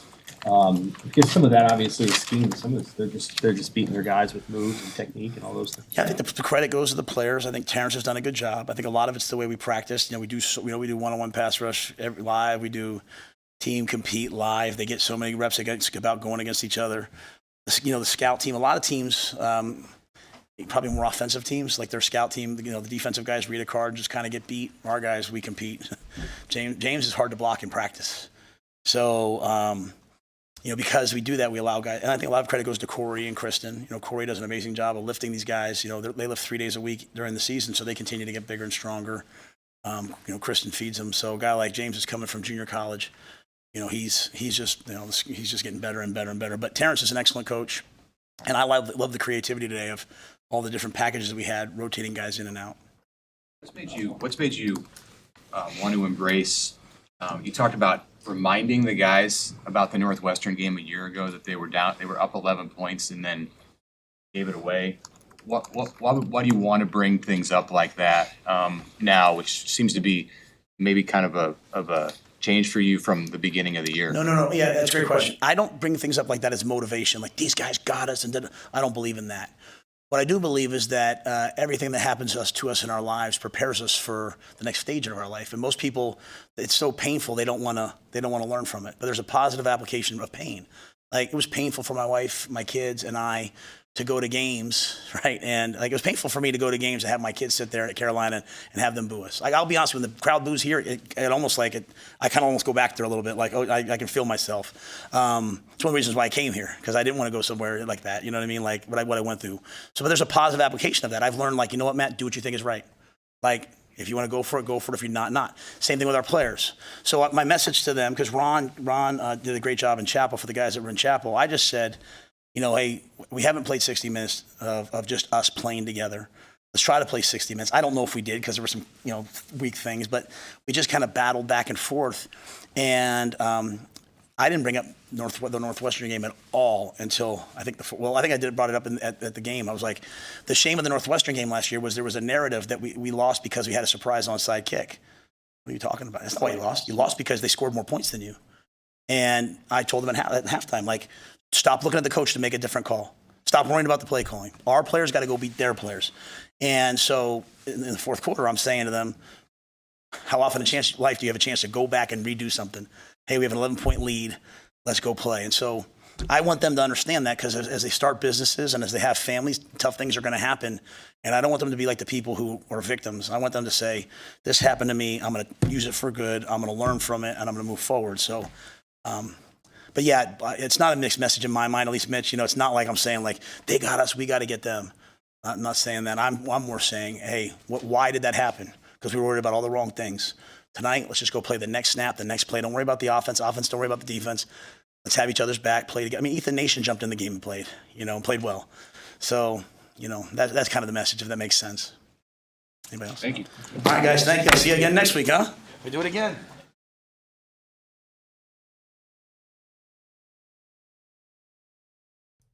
One interesting thing I just heard him say was that he thinks a big part of why he came to the Huskers was he felt like they wouldn't boo him the way that they did in Carolina.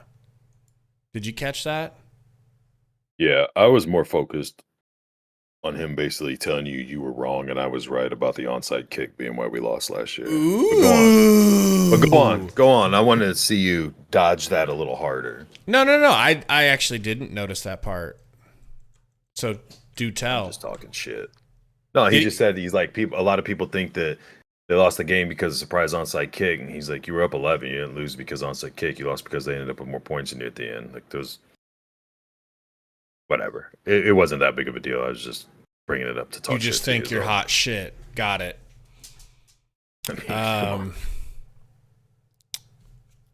So, man. I agree with him on the earlier in the year we lose that game. I thought that with the Illinois game as well. Right. That's what I was talking about. Because remember how a lot of people were in here talking about it was like an embarrassing win or can't remember the exact narrative, but it was kind of along those lines. And it's like, yeah, man, it's just, to me, it's not the progression of the speed everybody wants or was anticipating. You know, maybe not everybody, but a lot of people are anticipating. Comparatively to keeping up with the Joneses, keeping up with Colorado, you're not doing that. That's outside surrounding shit. You know what I mean? Like, I get from a fan's perspective, how come this team can do it, but we can't? I completely understand that. But coaches and ADs and programs typically aren't doing that. They're going, okay, what's wrong and what's been wrong and who's the guy or who are the people or what's the staff or what's the system, whatever, that's going to fix it. You can't fix all your problems in-house while looking at what Colorado's doing, how quick their rebuild's going, or what, you know, USC did and how quick their turnaround has come or whatever. Like, circumstances are different. It's freaking Lincoln Riley, bro. But I mean, you can go through every school, even a lot of them, like when Fisher went to A&M and everybody thought, oh shit, you know, he won a title at Florida State. They've got all this money and all these donors, and it's, you know, Texas where you recruit and all this, like they're going to be a juggernaut soon. And they've been super disappointing. Like, they've been better than us, obviously, most teams have, but it's not what people thought they were getting when they had him.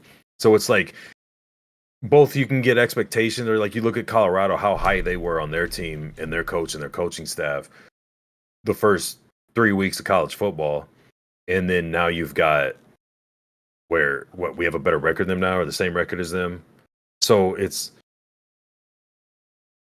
whatever, man. It's just, I don't like the reaction to everything, because it's so much of it's a process. You know what I'm saying?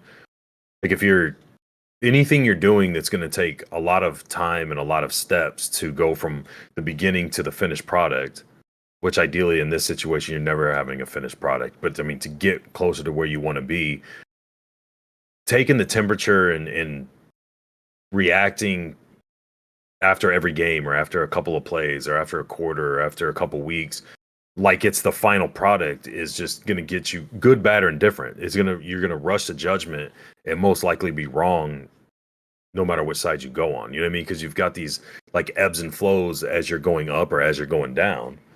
So I agree with what he's saying. That's kind of what I was saying last week or 2 weeks ago after the Illinois game, is like, if you have that perspective of what's getting better, there's for sure things there to see and to point out and notice that are incrementally getting better than what we've been used to over the years. It's not the quick turnaround, but I do feel like it's happening. I feel like we would have lost. It's quick enough for me, bro. This has been quick enough for me. It's going to be quick enough for some and not for others, and I get both sides of it. Like I said, that's what I'm saying, is it just comes to perspective. But I would just be real careful of looking at what another school's doing and being like, well, why can't we do that? Like, overall, you can say that, like, oh, this team was bad for how long and now they're back up. You can use that to be like, it's possible, you can do it. But I mean, if you're going to hold, again, since we brought it up, if you're going to hold Nebraska to the same standard as Colorado, well, that's hard to do when you have very different approaches. You know what I'm saying? Yeah. So Emmett Johnson, I think, had a hell of a game for his first start, especially for being a freshman. Seemingly being hesitant to go to him. 12 carries, 73 yards. Leading rusher, I think, outgained Harburg. That's pretty nice. And then, of course, Anthony Grant still gets 7 carries. No fumbles from Grant. So do you think Grant gets to take his starting job back because he didn't fumble the whole game? I mean, maybe, but Probably that depends on practice. He has to also probably not fumble in practice. Yeah, it probably depends on practice, and it's also when you're that short because of your injuries, and especially if you're that hesitant to roll with your running backs. Like I thought with Emmett starting, I thought we'd see Quentin Ives more than we saw Grant. I don't think we saw him at all, did we? Mm-mm. So I don't know who the starter is that big of a deal because they showed down the stretch they'll run with Fleeks, they'll run with Grant, they'll do whatever they got to do. Obviously Harburg's going to run, but that's just such a weird thing to me, man. Like he's clearly your best running back, and I understand. Yeah, that's what I'm saying. I think if he a should guy's get his job protecting back. the ball, but it's like he's not turning the ball over 3 times a game. You know what I mean? And I understand the zero tolerance, but you're not really in a position to make a big fuss about that. I don't know. It is what it is. I don't think the starter. It's got to be happening more in practice than it is in the games. Because only 3 in 7 games ain't that bad. Yeah. You know. Super exciting to see Malachi Coleman get that bomb for a touchdown. Obviously, Fedoni had a up and down game. I think he could have done a lot better, but I still really like and I really want to support that dude and not be a hater. You know, I think he's meant for big things, and I think I'm feeling like people are kind of hard on Fedoni because of what they expect from him. And I don't feel like they would ever treat Borkature like that. Yeah, I mean, I think that kind of comes with the territory. Like, I don't think people would be as hard on Sims if, again, it goes back to perspective for me. Sims comes in, and a lot of people's eyes is the reason why Thompson leaves, and Thompson won a lot of fans over last year, especially when him and Palmer started hooking up. He gets the NIL deal. He gets the Amigos deal. He gets all this stuff. The coaches hype him up. He's an NFL quarterback. And then he goes out and essentially costs you 2 games. And like you said earlier, when you're talking about how good of a teammate, like none of it, at least from my perspective, and I know not from your perspective, it's like a personal attack on him. It's just like, hey, you got to win games. And when the most critical position on the field is your biggest liability at times, you can't have that. You know, you got to move on from it. So it's like the critiques and the criticism aren't as prominent towards Harburg as they are for Sims, you know? So like when you have two tight ends where one wasn't Borkature a walk-on originally? Maybe not. I think so. Originally. I thought he was, but you're not going to have the fishbowl effect on a guy like that you're going to have on a guy like Fedoni, who comes in highest rated tight end we've ever had, or one of the highest rated players, you know, in however many years, and then can't stay healthy. Not that it's his fault, you know, injuries happen, but I'm saying like people get frustrated. You've got this stud supposedly at a semi-skilled position that you don't get to see for 2 years because of injuries. Then he finally comes back, and it's like, yeah, you could argue either way. Like the dude was overrated. He's dropped some balls. He hasn't made the best reads or runs after catches on some things. But you can also say, well, the offensive line isn't that great. Quarterback's in a hurry to get it out. The offense is still being figured out, and there's no gel or no chemistry where he can just be a part of a moving piece to a, you know, well-oiled machine type thing. Like, I don't know. I don't get too caught up with the individual players unless it's like, you know, if they would have stuck with Sims, it's like, come on, man, you've got to make a move. You know what I mean? But it's like, only reason I get just hung to up like on, hate on or shit on a player. Yeah, I get hung up on him a little bit because he is that highly rated, you know. So Isaac Gifford is just, I feel like he's getting better every week. I feel like a lot of these guys are, man. Prince Will is one of them. Luke Reimer comes back and showed no rust. Yeah. I saw no rust from him.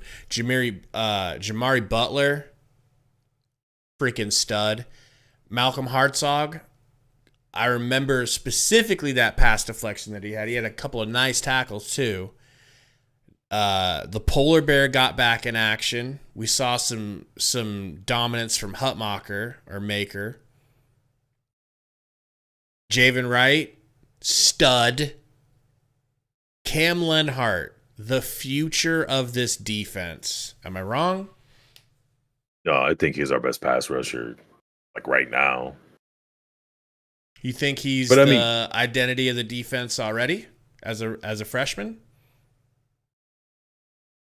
I don't know about that. I'm just saying, like, you need guys that have different skill sets, obviously. Like, but I mean, I think in that trait where you put a guy on the edge and tell him to get home, I don't think we have anybody on the team that can do it better than he does.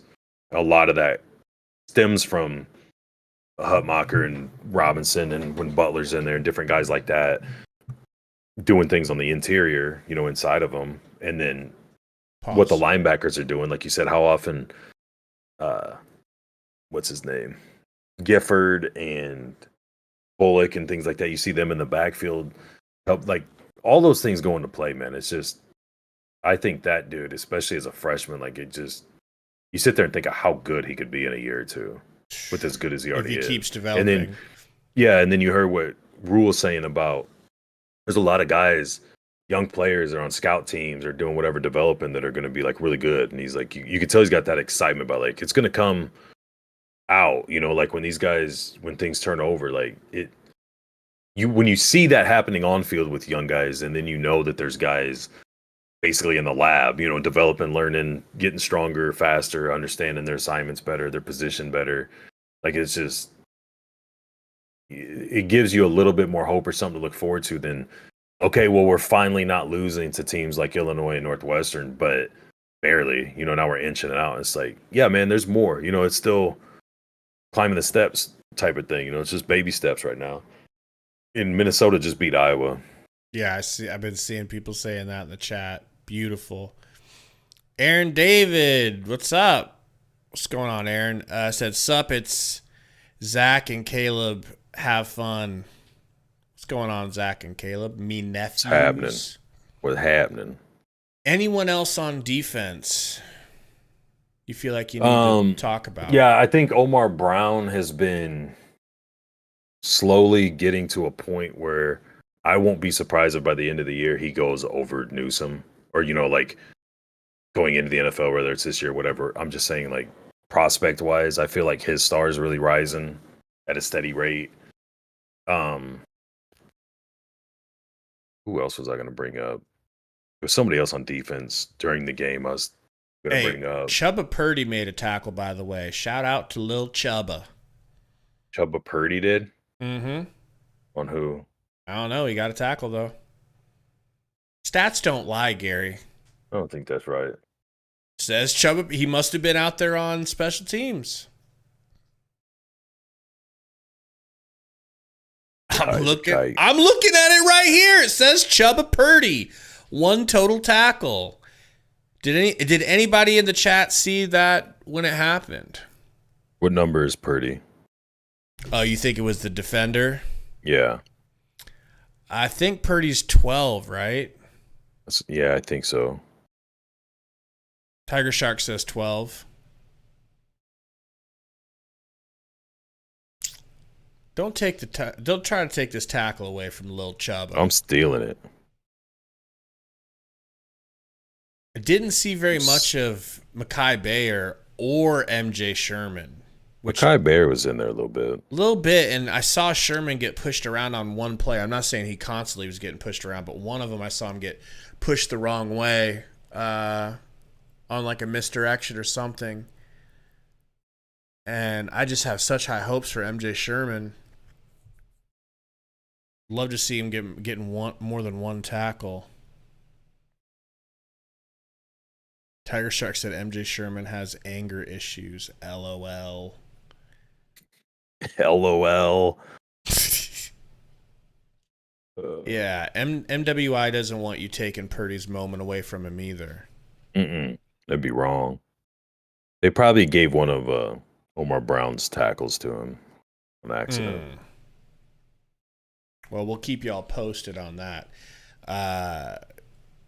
LaGary, and I are going to get to making a post-game video. If you guys have any ideas for a post-game video, what we should talk about, tell us in the chat or comment it after this thing ends. But Gary, I mean, what can I say? We're 4-3. We're a winning team. We are a winning program, Gary. You guys enjoy that volleyball game. And until we see you for this post-game video, Huskers win! Huskers win! We're going to the Super Bowl, baby!